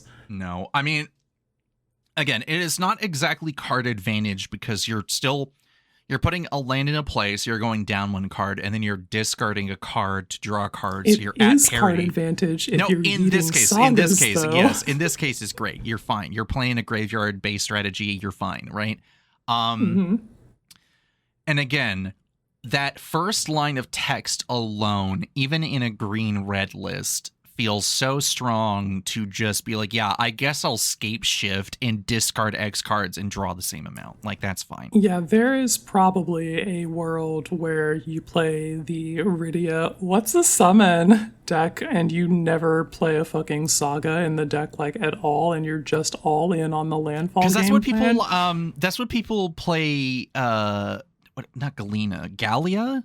The satyr from Theros Beyond Dead. Yeah, the fucking Galley of the Endless Dance. They're just like, oh, what's a satyr? Yeah, no, like, and looking at the rest of your deck here, you got Magmakin Artilleryst, you got NT Seneschal of the Sun, you got Brawlin Sky Shark Rider, which again, that's how much did you say it was on MTGO? Discard tech. It was way too much. But what a neat way to just be like, cool, who gives a shit about the Final Fantasy half of the card? Let's talk about the first part. And you could have I discard a bunch of land cards to my graveyard, cast who gives a shit, whatever, bring all my lands from the graveyard back to the battlefield, trigger your monument to endurance, like whatever. You're off to the fucking races. This is sweet. It's very cool. Shout out to Monument to Endurance, BT Dubs. That is one of the best cards in the deck, I think. If you're playing a deck that wants to discard a lot, consider Monument to discard. If it's not going to interrupt like too much of what you've got going on, I think that this card is pretty sweet. I got to play that this weekend in Audric Blood Cursed, and it did fucking slap. Oh, hell yeah. We were also all dying for various different reasons. I just wish I could leverage that 3 life loss a little bit more here and there. One of the cards that I really like in this is Esper Origins. You can spend 2 on this sorcery to surveil 2, gain 2 life, and then if this spell was cast from a graveyard, exile it, then put it onto the battlefield transformed under its owner's control with a finality counter on it. It was all right in Terra, but I think it's particularly good in Rydia because it sets her up to reanimate those sagas. It puts itself in your graveyard to cast itself from your graveyard, and if you discard this, you can also cast it from the graveyard. So there's rules in place for Rydia to be able to see the backside of it? No. Oh. You just cast it for the flashback cost. Right. Duh. Excuse me. Reading the card explains the card, everyone. Yeah, sorry. There's a simpler method. You just flashback this. It's fine. Damn. I'm just like trying to 5D chess it. I'm like, they can't allow that, right? They got so many rules for all these other things. Nope. Cole, there's another part of the card that you just blatantly fucking ignored. Mm-hmm. One of the really cool things about this deck is that putting a bunch of fucking lands into play ahead of schedule means that I have a real chance of having Bahamut. Oh, so, yeah. Yeah. That's in the deck. We for sure want to try and reanimate that on like turn 5 or something because I had in turn 1 exploration like a heathen. Yeah. I am looking at that price tag. I know every time I mention it, where I'm like, "Oh, damn, these cards are really expensive." And would you copy and would you 3D print a car? The answer is, I'm weirdly too lazy for that. But I'm a very tactile player, so being able to physically hold an actual factual printed Bahamut would be really cool. Because who doesn't want to hit chapter 4 and be like, fucking Mega Flare 9, just fucking laser everyone? That's so fucking cool. I love Summon Bahamut so much. I think that is go ahead. No, I was gonna say I think I'm gonna live my Bahamut dreams by playing Dion Bahamut's Dominant and go that Hell way. Yeah. I think that Summon Bahamut is the kind of card that I can put in. You know how they treat Zatalpa? How you kind of just like you put that shit on everything? Yeah. I think you can do sort of the same thing with Bahamut. It's just like, this is the thing that is getting me out of the pre-con Thunderdome. Yeah, no kidding. Just, oh man. You're just like, it's turn 10, you slam Summon Bahamut, you blow up the thing that's fucking annoying. Next turn, you blow up another thing. The turn after that, you draw 2 cards. And if still you haven't closed the fucking game, then Bahamut just blows up the world. Let's remind ourselves here. So it is a 9 mana summon, enchantment creature Saga Dragon. It's a 9/9 with flying. It should win you the fucking game. Like, you have haste. First of all, if you're playing a dragon deck with this thing in it, like, great, you give this thing haste, you fucking go off to the races. You blow something Miriam up. Does not need this, but you know she wants it. No, oh come on, like this is fucking insane. Just if you have proliferate for whatever reason, you can just uptick and blow something else up, or get to the draw cards thing, or just hit the nuclear launch code button and just fucking get up to chapter 4. Like, holy shit, Bahamut. Every time. Yeah. That card rips. Put it in your decks. All right, let's go. Hold on, brief tangent here. Final Fantasy Crystal Chronicles The Crystal Bearers was a Wii Remote control Final Fantasy game where you just play as this guy called Lael, right? And you go around the world, and all of a sudden you and all these characters go through a fucking portal, and this is still like the first half of the game, and Bahamut is just there. And you're just like, hang on a minute. I'm like, hold up, wait. Serial escalation here. We just skipped a few chapters. Why the fuck is Bahamut here? And what the fuck are we going to do about that? And you know what Lael does? He's got gravity powers. He just picks shit up and throws them at Bahamut. And I'm like, so does this blonde fucking twink just fucking psychically throw shit at a dragon and wins? He doesn't kill him, but they get their way out. But I'm like, I feel like this is like an end game boss thing. What is happening here? What the fuck is going on in that? That's for the Nintendo Wii? That's for the fucking Wii. I was like, all right. I'm gonna look at that. This is okay. Again, another game with a fucking. If dude squares up with Bahamut and doesn't die instantly, like this is the thing that ends the world in Final Fantasy XIV. Yeah, no, I was like, what the fuck is going on here? And I mean, whatever. The soundtrack of that fucking whole game is fucking sick. That game is really interesting, though. Square Enix. Take a chance, bring it back to the modern console age. Yeah. So Gruul Summoner, that is, I also give that a thumbs up because I thought you were fucking going fucking nuts with that deck. Yeah, we were fucking cooking. I would love to give some more time to this, but I also want to take another shot at Terra because I do realize that we have way more summons now than we did when I put this deck together. Like, I don't even have summon Brynhildr, who's maybe one of my favorite summons now. Damn. So yeah, we're going to take another pass at it. And for the people who don't know, summon Brynhildr's 1 and a red, exile the top card of your library. During any turn you put a lore counter on this saga, you may play that card. And then chapters 2 and 3, whenever you next cast a spell this turn, it gains haste until end of turn. Alrighty, let me jump to my next deck, huh? Mm-hmm. Okay. So let's go back and talk about Francisco and Bruce Tarl because it's been a while. I got to play it a couple times, and one of those games was with Cody and Andy. And in that game, and in the other game that I played last weekend, both times I was popping off this deck. This deck has some real legs, even though it's not like a pirate typal list for Francisco.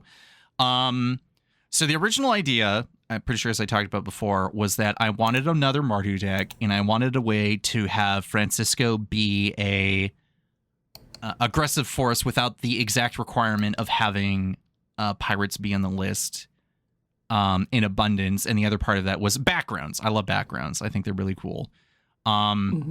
Needless to say, once you start throwing out the likes of Criminal Past and Guild Artisan and Uncivil Unrest and et cetera, suddenly this tiny little 0-1 bird is a fucking menace, and then this random fucking herd buff dude with no shirt on shows up, points his fingers at him, and suddenly he's just cracking you in the face for dead. I'm such a big fan of Bruce Tarl. It's what hey, a card. look, the lifelink and double strike, and that's honestly all you need to hear, right? Yeah, and with Uncivil Unrest, just fucking just die. Just fucking die. I'm going to kill you, okay? So I'm not going to be talking about the game that we had with Cody and Andy, although that was obviously a good one where I was just busy doing stuff every turn. The other particular game that I had over at my buddy Matt's was pretty impressive. So I got out an early Francisco with Kelith, Sunmane Familiar, Guild Artisan, and Agent of the Shadow Thieves. So Kelith says whenever a legendary, your commander? Whenever a commander you control attacks, put a +1 counter on it. That's it. That's all you need. So get a +1 counter from Kelith, make a couple treasure tokens when I'm attacking someone with the highest life total, and then also put a +1 counter on Francisco and make him indestructible and death touch until end of turn. Like, I'm off to the races. And also I get to explore after I deal damage because no one's fucking blocking this guy. We can. He's got flying. He's got flying. Hello, flying wins games. Hello. So I'm just like, cool. I'm putting lanes in my hand. I'm putting treasures out in the battlefield, and then I'm like, okay, what else am I going to be doing with this, right? Then I get to be able to not only cast Bruce Tarl and start going crazy with him, I also get to be able to recast him later. After I cast him, they kill him, I put him in the graveyard. I use Kenrith's Royal Funeral for him and for Kelith, because Kelith also randomly died. They're like, can't touch your bird for whatever reason. I couldn't tell you what it was, but Kelith needed to go. Maybe it was a board wipe, I can't remember. And I'm like, cool, Kenrith's Royal Funeral, draw 4 cards, lose 4 life, bank Kellen for the -1 mana value, recast Bruce Tarl for 5. It was fucking insane. But then let's go even further. All the other bangers were showing up this particular game. Arvad the Cursed. Does anyone remember this guy? Like, this Barely. guy flies under the radar. This is originally from the original Dominaria set. 3 white and black for Vampire Knight. That's a 3/3 with Death Touch and Lifelink, and other legendary creatures you control get +1/+1. And as I mentioned earlier, every time I end up making Mardu decks, there's always an abundance, or at least what I consider to be an above average amount of legendary creatures in the list. So on top of both of my commanders, we got Annie Bacall, Chainer Nightmare Adept, Colonel Autumn, Craig Boone, Legate Lanius, Kaisar's Ace, Lae'zel, Blackest Champion, Calith, aforementioned Calith. Yeah. We're off to the fucking races here. And then also on top of that, I had Flowering of the White Tree. And I was like, that card is so good. like having a passive +1/+1 for non-legendary creatures for 2 mana is already pretty damn freaking good. But legendary creatures getting +2/+1 and have ward 1, I was like, it's time to punch people out with Voltron. And I did that. I took 2 people out with Voltron with Francisco. And unfortunately, when I'm pretty sure, what did I write in my notes here? Did I get to the 1v1? No, I did. Yeah, I got lacked. So after all this stuff, like, oh, what's next? Tavern Brawler. Let's start revealing awesome cards off the top of my library and put into exile so I can cast them. Fucking Francisco suddenly has fucking anchor arms and he's just fucking knocking people the fuck out. So yeah, so of course we get down to the 1v1, and after all, everyone's still attacking each other, and they're like, well, I can't go after Cole because he's got the giant fucking bird out or whatever. I'm gaining so much fucking life. It is ridiculous. I don't think I dropped below 40. Like, I just kept being like, oh, cool, I hit you for 10. And they're like, ah, yes, of course. And then the end of the game was me being able to reanimate Sun Titan, to reanimate Demonic Embrace, and I can't remember if it was Chainer or something else that was out there to kind of help do this. No, you know what? It wasn't. Where is that freaking card? Vat of Rebirth. This card is fucking fuck busted in this deck too. Whenever another artifact or creature controls is put into the graveyard from the battlefield, put an oil counter on it, and then 2 in a black, remove 4 oil counters, return target creature card from your graveyard to the battlefield, activate as a sorcery. So I Vat of Rebirthed Sun Titan, brought back Demonic Embrace, one of my favorite cards in the last few years. I just love that damn thing. And then I sacrificed my Bitter Reunion to give my board state haste and go for the win. Yeah, this deck also has legs, unsurprisingly, but now it's felt like after fine-tuning the list, like the last time I really took a look at it, it's kind of got all the components of what I need now to have this tiny little pirate bird go nuts. Fuck yeah, dude. And having played against this, the shit rips. I love that you have Jenny in the 99. I feel like she doesn't get enough love. Hey, Doctor Who mentioned, but yeah, Jenny generated Anomaly, 2 red-white, Time Lord Soldier, 2/3 with Double Strike. Whenever Jenny deals combat damage to a player, it explores. So, yeah, with stuff like, yes, okay, Glinthorn Buccaneer is in the deck as like sort of the obligatory pirate to super juice Francisco. But yeah, I feel like having a pseudo card selection via Francisco to get lanes in your hand, and then using other spells to like fuel card advantage, like, yeah, this does whip. It really does fucking whip. This deck is sick. I love it. It's a good time. It's a good time. Hell yeah. I need to get another copy of Demonic Embrace now that I'm thinking about it. This man over here shopping. All day, every day. It's a problem. All right. Let's get to your other Final Fantasy lists. All right. So we have been exploring Job Select Typal for just really like trying to wring out every drop of what the fuck this archetype has to offer. So I've tried that in 3 different color identities. First in Azorius with Cid himself, then again with Grahatia, Scion Reborn in Esper, and lastly in 4-color Artifice with Cecil and Barnabas, aka Timna and Crom. Because you can't avoid your beautiful, lovely card draw in the command zone. The thing about drawing cards is it really does make your gameplay experience a lot better. You have more options when you see more cards, which makes for better games for you. So yeah, to start with, we tried Cid. Played all of the cards that said Job Select on them.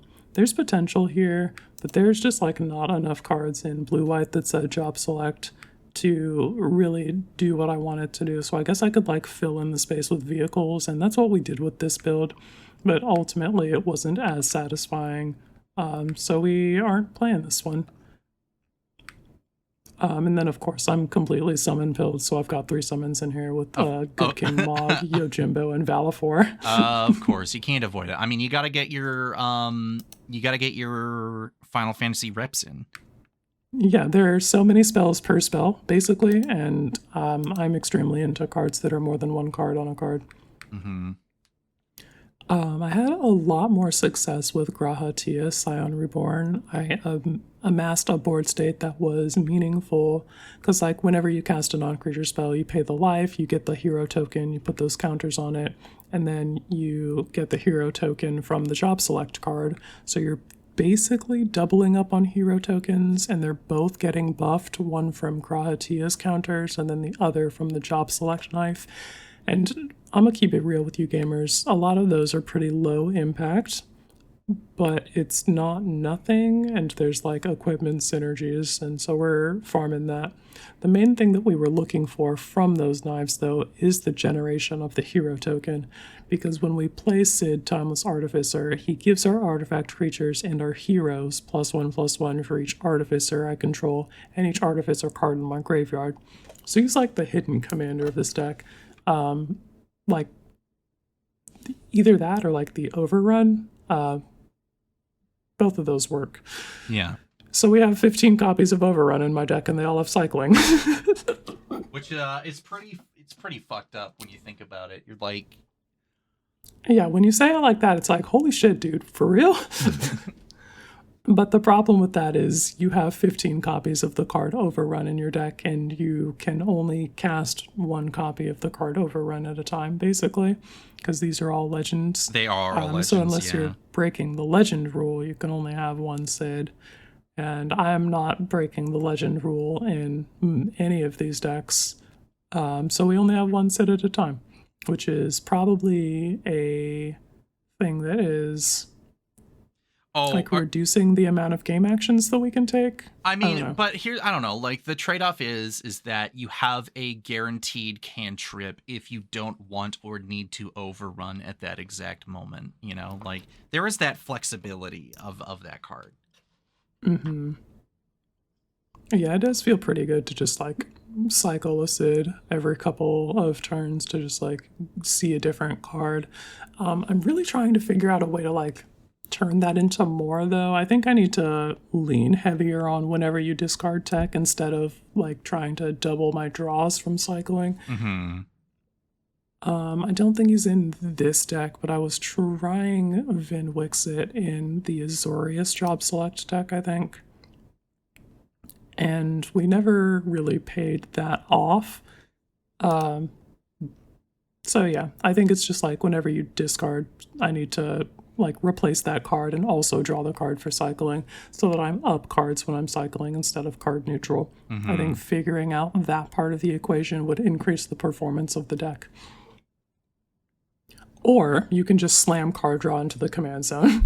And that's what we did with the third build of this with Timna the Weaver and Crom Ludovic's Opus.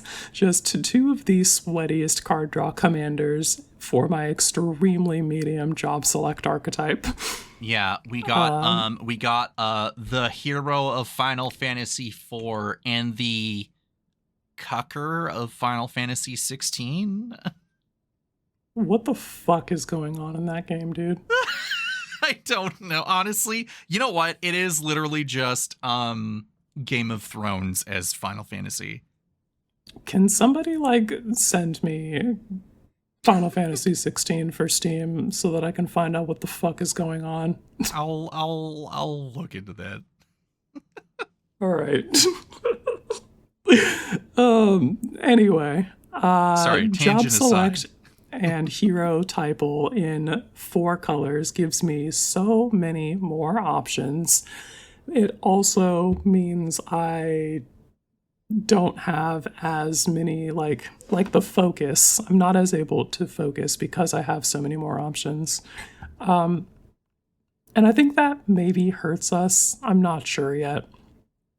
I think I need to test this in another arena. Because, like, here's the thing. I played this and had an alright couple of first turns. We cast Timna the Weaver. We put the Mask of Memory on her. We drew a couple of extra cards with combat damage and Timna's trigger. We were able to discard Sids into our graveyard with the Mask of Memory trigger. And all of that felt pretty good and is a good indicator of what the deck is looking to do. But the 4 or so turns over us doing that, other people were taking bracket 3 game actions. And this is extremely bracket 2 deck. So it was not looking good for our heroes gamers. It is very interesting. I again, another tangent, but it is funny that now that we are sort of in like the age of the brackets being used as a way to help establish what people are expecting from games. The difference between bracket 2 and bracket 3 isn't necessarily drastic, but it is still substantial. But then you look at like the difference between bracket 3 and bracket 4, and it is an absolute fucking gulf. Like it is freaking crazy. Yeah, it's wild out there. Probably should have had a more in-depth conversation, Lamau. But yeah, so I want to run this back with some other people because I think the potential is there. We see a lot more cards and we have a lot more cards that say job select on them to choose from. And all of that means potentially we're going to have a better gameplay experience. I also, in these colors, have access to red mana, which means I can play Tella, Great Sage, who gives me a hero token whenever I cast a non-creature spell, which basically means every knife comes with an extra hero. And if I spend 4 more mana on that spell, I draw 2 cards. And if 8 or more mana was spent, I sacrifice Tella and deal that much damage to each opponent. I think the card draw on that is going to go a long way towards doing what I need from this game. Hitting, and again, because of the abundance of Sids, but also the fact that one of your commanders is a non-zero amount, and also, commander tags. Tella really just continues the fuel Tella that you're only looking for. sees that on non-creature spells, babes. Reading the card explains the card. Yep. All right. Yeah. I am only slightly disappointed. But all of my knives are going to synergize with him, and I think that was the idea behind that card, I think, probably. At least that's one of the non-creature spells types that you can be playing. There's also, like, the instants and sorceries that they put in the set, but whatever. You need creatures to reduce life totals, usually. So, Yes. give me them creatures. You are very not instant sorcery pilled this episode. Yeah. Our finisher for this deck, in addition to the Sid tech, we have Sephiroth, Fallen Hero. And this guy, whenever he attacks, you can put a cell counter on target creature, and until end of turn, each modified creature you control has base power toughness 7/5. Then I can spend 3 generic mana and sacrifice a modified creature to return this card from my graveyard to the battlefield tapped. So Sephiroth is hard to remove without exiling him, and turns all of my 1/1s into 7/5s that then get Sid's buff on top of that. I think I should be able to close games. Yeah. I think that there is enough, again, like you said, there's like a decent amount of like overrun effects in the deck that have additional effects stapled onto them. And then having Sephiroth as sort of like the apex of that is like good enough. And not to mention, like, one of your creatures has flying and haste, and it becoming a 7/5 plus whatever is good reason enough for you to just start cutting people's heads off, you know? So yeah, turning Crom into a 3-hit clock feels pretty strong. you got enough of the sauce for sure, I think, in this list to be able to close games out the way you want to. Yeah. The cards in the 99 that I'm really liking for this archetype, though, the What Must Be Done, I think I have that in almost every version of the deck. The board wipe mode destroys all artifacts and creatures, which fucking sucks for my knives, but like, everybody has artifacts that need to go. Mm-hmm. It all sucks. Sorry. And if we don't need to blow everything up, then we can return target historic permanent card from our graveyard to the battlefield and enters with 2 additional +1/+1 counters on it if it's a creature. One of those creatures can be Sid if somebody saw fit to remove him. I don't know. Mm-hmm. That's a thing we can do. We've got Aerith's Rescue Mission to make heroes or stun things. We are usually making heroes with this one. And the Crystals Chosen makes 4 colorless heroes and puts a +1/+1 counter on each creature you control. Really just reestablish a board after a board wipe, or to make everybody modified for things that care about that. I could be playing Aki Battle Squad in this. You could, if I find room. There's maybe that. There's like, you could play Aki Battle Squad, or I know there's heroes. I'm thinking of a Gold Warden something. It's a card from All Will Be One. 6 and double red for sorcery, affinity for equipment. Create 5 2/2 red rebel creature tokens that gain haste until end of turn. For each of those tokens, you may attach an equipment you control to it.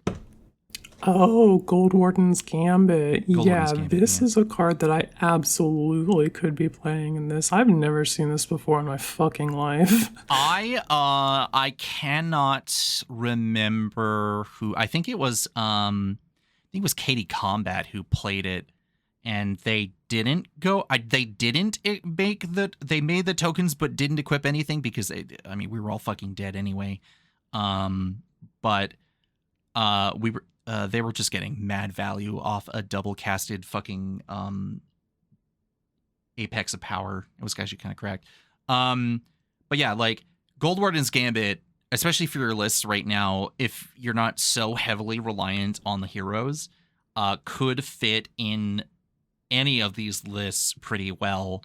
And also can at least be present for, like, I don't know, the Crystals Chosen when the +1 counters are distributed. Or later on, if someone's like, raise the board, and you're like, fine, I'll cast my 2 mana Gold Warden's Gambit and quickly establish my board, and then pay an additional 3 and bring back Sephiroth by sacrificing one of them, and then suddenly there's 7/5s plus whatever their equipment is, and then fucking... Well, Sephiroth has to attack for that, so we need to figure out haste, but everything else about this plan I'm in. Yeah, I don't know. Like, we're 90% of the way there. The rest of it is, I don't know, figure it out. I believe in you. Yeah, we'll have to play a little jazz, but that's fine. We'll figure it out. Yeah, there's gas here. Trust me, it's here. I see it. I feel it. Yeah, I'm looking forward to trying this again. I think that this might be the one. Also, my mana base is fucked and I need to redo that. What are you talking about? It looks like every other single mana base that you've ever put in on any of these lists. I don't have all of the typed lands that I usually like in these kinds of decks. Mm-hmm.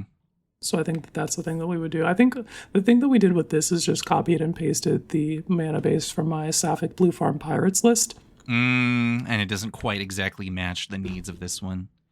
Exactly, yeah. And also, I'm just a different deck builder now than I was then. So maybe also, I didn't care as much about... do have a disproportionate amount of blue and white spells in comparison to everything else. So yeah, this checks out. Yeah. Well, that's all the SIDS. That's it. It is literally just SIDS. It's literally just the SIDS.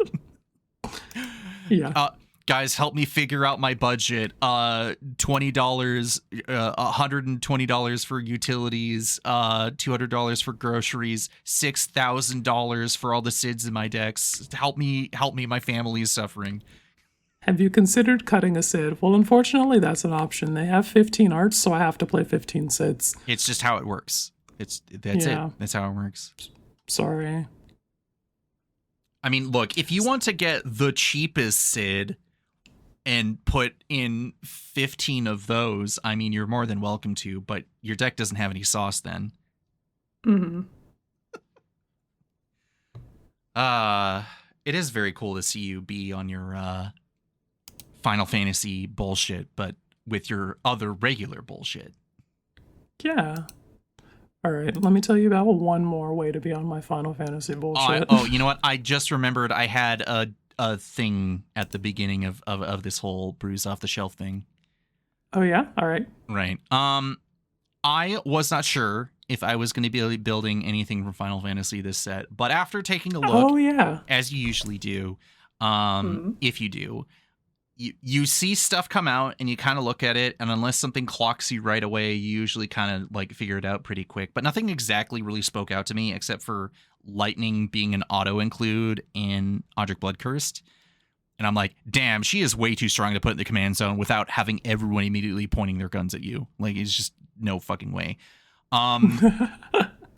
Desperate times. But so I do have a few builds that I'm thinking about doing. And I hinted at some of them earlier, but so I'm thinking of doing an Immer the Stormcleaver because I think I want to make another Jeskai deck, and I wasn't sure if it was going to be Zergo and a Jutai again after Dark-Eared Dragonstorm, but never say never. But I wanted to try and do a slightly different angle there. So Immer is on the block.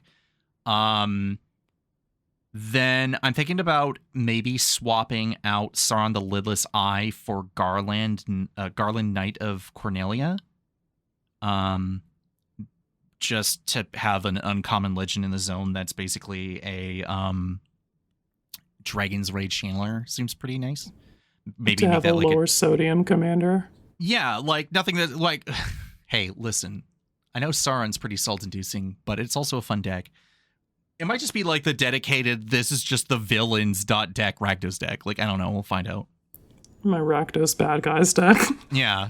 Featuring Chaos. I have to kill Chaos. Then I'm thinking of building Squall Seed Mercenary, replacing my Furia Judge of Valor deck. Okay. Because they're doing the same sort of Orzhov Reanimator game plan. Yeah, the other main issue, of course, was that because of how many Mardu decks that I've made recently, I don't have enough land resources for like another dedicated Orzhov list. So I have to bust one of those apart or take Furia off the chopping block, and she'd probably be sticking in the 99. And then again, because we just mentioned him, Sephiroth Fallen Hero. I was like, if there was a Sephiroth I was going to build, it was probably this one because he's Boros. But that one will probably replace the Odric backlog list that I just, admittedly, I don't touch. I made that just because to prove a point. But now I literally don't play it. And we can bring the fresh new hotness in. Yeah, that seems fine. But also, when it just between a bunch of the other legends right now, and especially when it comes to like any of the Boros ones, like a lot of stuff to pick from, very hard to narrow down, and Sephiroth kind of fits that middle ground of like coolness factor, a bit of planning, and has a way to bypass the commander tax later. So it feels pretty cool to justify playing that. Mm. So yeah. Get that on my desk in 2 weeks. God fucking damn it. Fine. I will get on that. I can't believe you've done this to me. You know you had to put this guy in the command zone. Look at him. It's the fucking Nibelheim of Flame shot again, basically. Yeah. I am eyeballing pre-sale prices right now, and getting this guy for like $5 feels fine right now, like $5 Canadian. Yeah, that seems fine. If alternatively, if you can find the precon for MSRP, I think that's the way to do that, because that's the way to do that. It's not fucking happening. Listen, babes can dream. Yeah. God, I wish it was $5. Yeah. So yeah, that's what I'm thinking of doing. As I've been sharing with people, I have approximately 200 cards piled up on my desk right now, specifically to whittle down for Squall. I do plan to be up to no good, but we will not be doing Fleshbag Marauder stuff. But it kind of felt like a good entry point for Final Fantasy brewing. Hell yeah. Also, I need to flex my Orzhov muscles a little more. Yeah, you keep getting close to that and then slipping and adding red mana. The Powerpuff Girls. God, actually, hold on a minute. Let me think about that. Yep, no, Mardu, Powerpuff Girls. This checks out. Yeah, write that down. Yeah, that's the episode title, maybe. All right. Speaking of Boros, you do have your last list here. Yes, I've been Borosing my little Boros heart all the way the fuck out with this Final Fantasy Boros aggro deck headed by Joshua, Phoenix's dominant. He is legendary creature, human, noble, wizard, enters, discard up to 2 cards, then draw that many cards. You can spend 3, a red, a white, tap him, exile Joshua, then return it to the battlefield transformed under its owner's control. Activate only as a sorcery. And the backside is a 4/4 with flying and lifelink named Phoenix, Warden of Fire. And Chapter 1 deals 2 damage to each opponent. Chapter 2, the same thing. Chapter 3, return any number of target creature cards with total mana value 6 or less from your graveyard to the battlefield. Exile Phoenix, then return it to the battlefield, front face up. This has been the object of my obsession primarily. I think it's summons and it's Joshua. And Joshua is a summon, so of course I was going to be just fully honed in on this legend in particular. This guy is pretty much up my alley too, but you are kind of occupying the space, so I was like, you know what? Let's see what you got going on here, and let you feel it out. Yeah, I just been playing Boros aggro with it. I got a Cloud Midgard Mercenary, I got a Stoneforge Mystic, I got a, what is that enchantment? Fighter class. And with those 3, I usually go and find some equipment that will allow me to find more equipment. And the biggest of this is going to be Sword of Hearth and Home. But if we don't have that, then we usually try and grab something like the Buster Sword for card advantage and free spells, or something that gives me trample, like Corey Steelcutter. Basically, I'm out here finding the best knife for the situation with those guys, and usually starting with Sword of Hearth and Home so that I can blink them to find more knives. We're also running that Sword of the Animist so that we can get that early and just fucking yeet lands into play and stay ahead of the curve, allowing me to take more of my Boros game actions. I'm also finding out that pre-war formal wear is a good card and playing it in this deck. Legacy All-Star pre-war formal wear? Oh yeah, this card is fucking gas. Yeah, it's absolute fucking heat. I get to discard the cards with Joshua, draw cards, and then cast the formal wear, and put those creatures that I discarded back onto the battlefield with the formal wear. All of that feels extremely fucking good. Also, this is a Chainsaw Stand account, and you best fucking believe we got Chainsaw in this deck. Love that shit. Mm-hmm. We're on both of the on-color crystals, the Fire Crystal and the Wind Crystal. I was not sure about the Wind Crystal, but I decided to make it good and focus on creatures with lifelink or ways to gain life. And so our commander got the lifelink, we're doubling that. And we've got Summon Good King Mog, who makes Moogles with lifelink. And we've also got Mog Moogle Warrior to have lifelink and make Moogles with lifelink. All of that is going to pad out our life total and give us more time to do our Boros bullshit. We can also spend 4 and 2 white and tap the Wind Crystal to give creatures that I control flying and lifelink until end of turn to really just like close the game out. The Fire Crystal, my absolute fucking queen. I love her. I will always bask in her warmth, discounting my red spells, giving my creatures haste, and making a shadow clone for 4 red, and tap. I'm so fucking hype for this card. I'm gonna play this in a lot of red decks. You will see this a lot. Mm-hmm. Yeah, I'm eyeballing the crystals for sure. They're just gonna be able to do the job. Yeah, I think I'm gonna probably start playing the on-color crystal just like as a standard. And I don't know about the water crystal though. I think that one for 4 mana, I would really like to be in a deck that can take advantage of these static and activated abilities. Mm-hmm. And if it doesn't do that, then I don't know, babes. Yeah, that is the tricky part whenever these types of cycles come out, and I always think about this because I'm like, okay, let's talk about Turkey or Dragonstorm for a second and look at the land cycle that they did for all of the clans, and the blue one, functionally can be played in any blue deck or whatever, but also says that the next spell you cast this turn, or was it next instant sorcery or non-creature or whatever, just can't be countered. And that is like a really strong effect. And then you kind of look at the other ones, and everyone's got their assessment on them, but some of them are kind of mid to questionable in that color combo.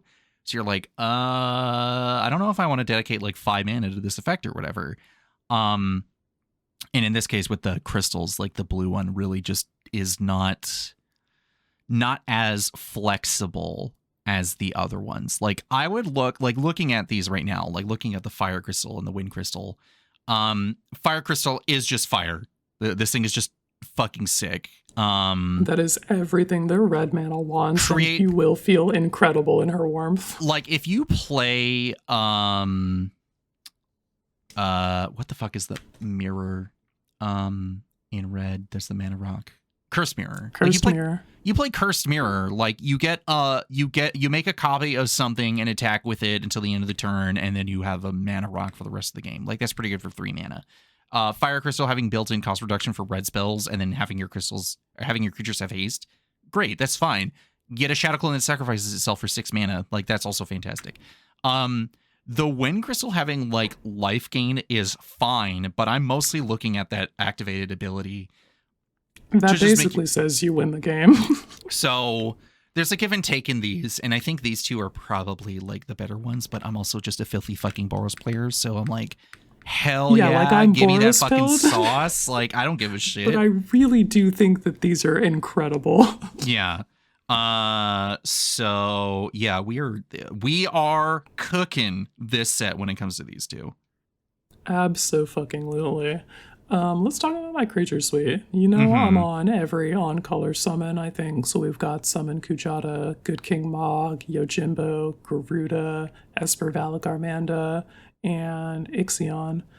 Just the full fucking package. Oh, and I guess Clive, Ifrit's Dominus, and Dion, Bahamut's Dominant. Yeah, we're playing both of them. Yeah, of fucking course we are, yeah. I don't think I have a whole lot that synergizes with Dion, but the fact that the back half here is +1/+1 counters on each creature or each other creature you control, and those creatures gain flying until end of turn, I'm just like looking at that, looking at my creatures, and deciding that this basically says you win the game on it, and yeah, I'll spend 6 mana to try and win the game. I'm about that. So yeah, well, let's be honest here. There is nothing about everything about a bunch of these cards that you have on this list is just the minute you get to 6 mana, or you conceivably can get to 6 mana, you just start hitting the fucking button of it's time to win, or at least push yourself in such a dominating board state that it just doesn't fucking matter. And Josh's lifelink is so crucial for helping me get to that point. Like, I get to 5 mana, I activate the ability, turn him into Phoenix, and I gain 6 life because the Phoenix has lifelink and Phoenix itself is dealing that damage. And then we do it again the next turn, and if I have haste and I'm attacking with the Phoenix and I'm gaining that life too, it's so crucial. It's such a big swing that buys me all of that time to make it to the 6 mana stage where I can cast these big fucking haymakers or activate these abilities. And this is basically where my curve stops. So once I'm at 6, I'm like doing a 6 mana thing and another thing. I miss True Conviction. I should just play that. She still wins games. I play that in my Azorius Tempest Hawk deck with Castrol the Wind Crested. And the last time I played that, I played the True Conviction, and people were like, yeah, I think that's it. GG's. Yeah, no, it is really interesting when you do hit that like 5-6 mana threshold, and there's just so many spells and effects. Like, obviously over time, power creep, like the curve has gotten lower. Sometimes you can hit 3 or 4 mana and hit that just beep beep, I win the game button. But man, casting a 5 or 6 mana version of that like just feels good. Yeah. It feels really good. The 5 mana enchantments that I do have, though, like Virtue of Loyalty and Nahir's Resolve. Nahir's fucking Resolve! Yeah, they feel like the same sort of, like, I play this and I try and win the game for a low-curve Boros deck. Like, they help you close the door on the game, I think. Especially Nahir's Resolve giving the haste and +1/+0 to everybody. So, like, everybody I play after that is coming down and they're doing their thing. And if they have entered the battlefield abilities, which I try and make sure that they do if they're not being busted attack triggers, then we're buying all of those back. Like my Saga creatures, all of these guys are going to get blinked with that, and we'll buy their abilities again if I'm not interested in farming the later chapters on them. There's a lot of stuff that we can do with that. I'm really just like trying to be the like techie Boros player, wringing every drop of value out of the cards in this, and I don't think I've really nailed that before. Usually it's been just like Boros smash. But I'm trying to do a little bit more of the like the thinking gamers Boros game this time. Yeah, I think over time, okay, this is Control Cole here and not Zen Cole with 10 decks in the fucking Himalayas or whatever, but Continue. We're reaching a point where as like Boros as a color combination in Commander is getting monumentally better. And I think this deck really does exemplify that really well in that, honestly, like Final Fantasy in general, but like we have access to like really powerful graveyard strategies. We can tutor for equipment. Like we might be getting the slices of the pie that other colors have. We just have to do it slightly worse. But now we're also getting things that help us just shortcut a lot of things and be like, well, if I can assemble a bunch of 2 to 4 mana stuff that synergizes really well together, then anything else is not beyond our reach. Mana value, like mana generation via like treasures or, I don't know, returning lands from their graveyard to the battlefield for whatever reason. And then you kind of capstone that off with being like, and yes, I can just play Sun Titan in this list because my commander is 3 mana value and helps fuel the graveyard again. Like, Yeah, my curve is so low that I love to play Sun Titan in this list. I've got fucking 14 creatures that are Sun Titan compatible. We've got a bunch of knives that meet the requirement. Like, Sun Titan is the kind of the like finisher in this deck, because then it's just like you're not meaningfully removing the majority of the things that I am putting in front of you. Mm-hmm. I just find that, like, as Commander players, as we've also gotten better, finding a way to sequence and min-max our effects for the best value. I'm going to use the doing post-combat damage bolt on target creature that needs to fucking die. I'm eyeballing summon Primal Garuda. Yes, you can go to combat and then ETB shoot the thing for 4. Yeah, like being able, like, this is kind of why I did like Uncommon Commander for so long, is that if everything is becoming fuck busted in rare and mythic rarities, and people like want to try finding home in like Pauper and Artisan Commander, having a modular card that has it's double-sided, or it has a bunch of keywords, or like a bunch of this other shit, right? Like, okay, for 4 mana with a flying creature that is going to leave in 2 more turns after it comes out, deal 4 damage to a target tap creature. So probably, again, it's like someone attacked you, you attack them back, or whatever. Like, there's a lot of different reasons why this could work out. But then you're able to give another creature +1/+0 and flying until end of turn for the following 2 turns.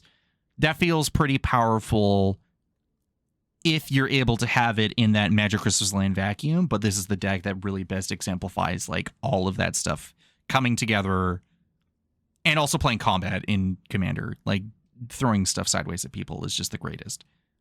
Mm-hmm. Yeah, I really like where this ended up.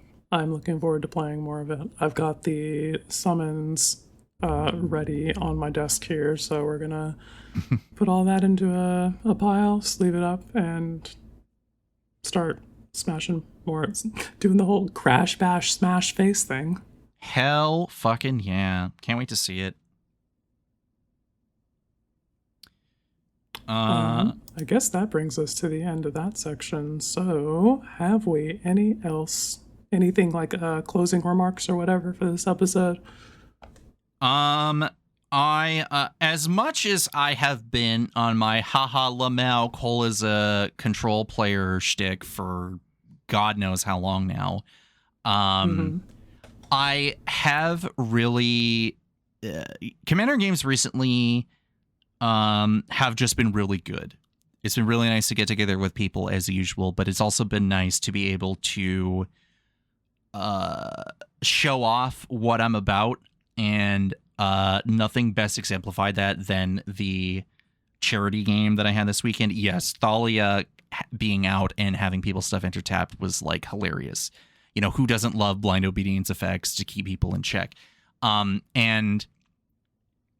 But for most of that game, when I was playing Odric Bloodcursed, I was turning a bunch of stuff sideways, and it was so fun just to be like, cool, go to combat, I attack people. All right, next turn, it's still my turn. I cast some more stuff, and I turn creatures sideways, and I go to combat. And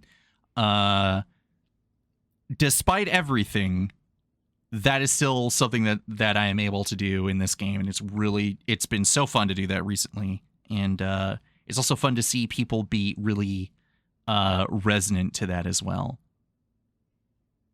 and also to have other people appreciate it, like you. Mm-hmm. You're like, damn, this is sick. All ears emoji.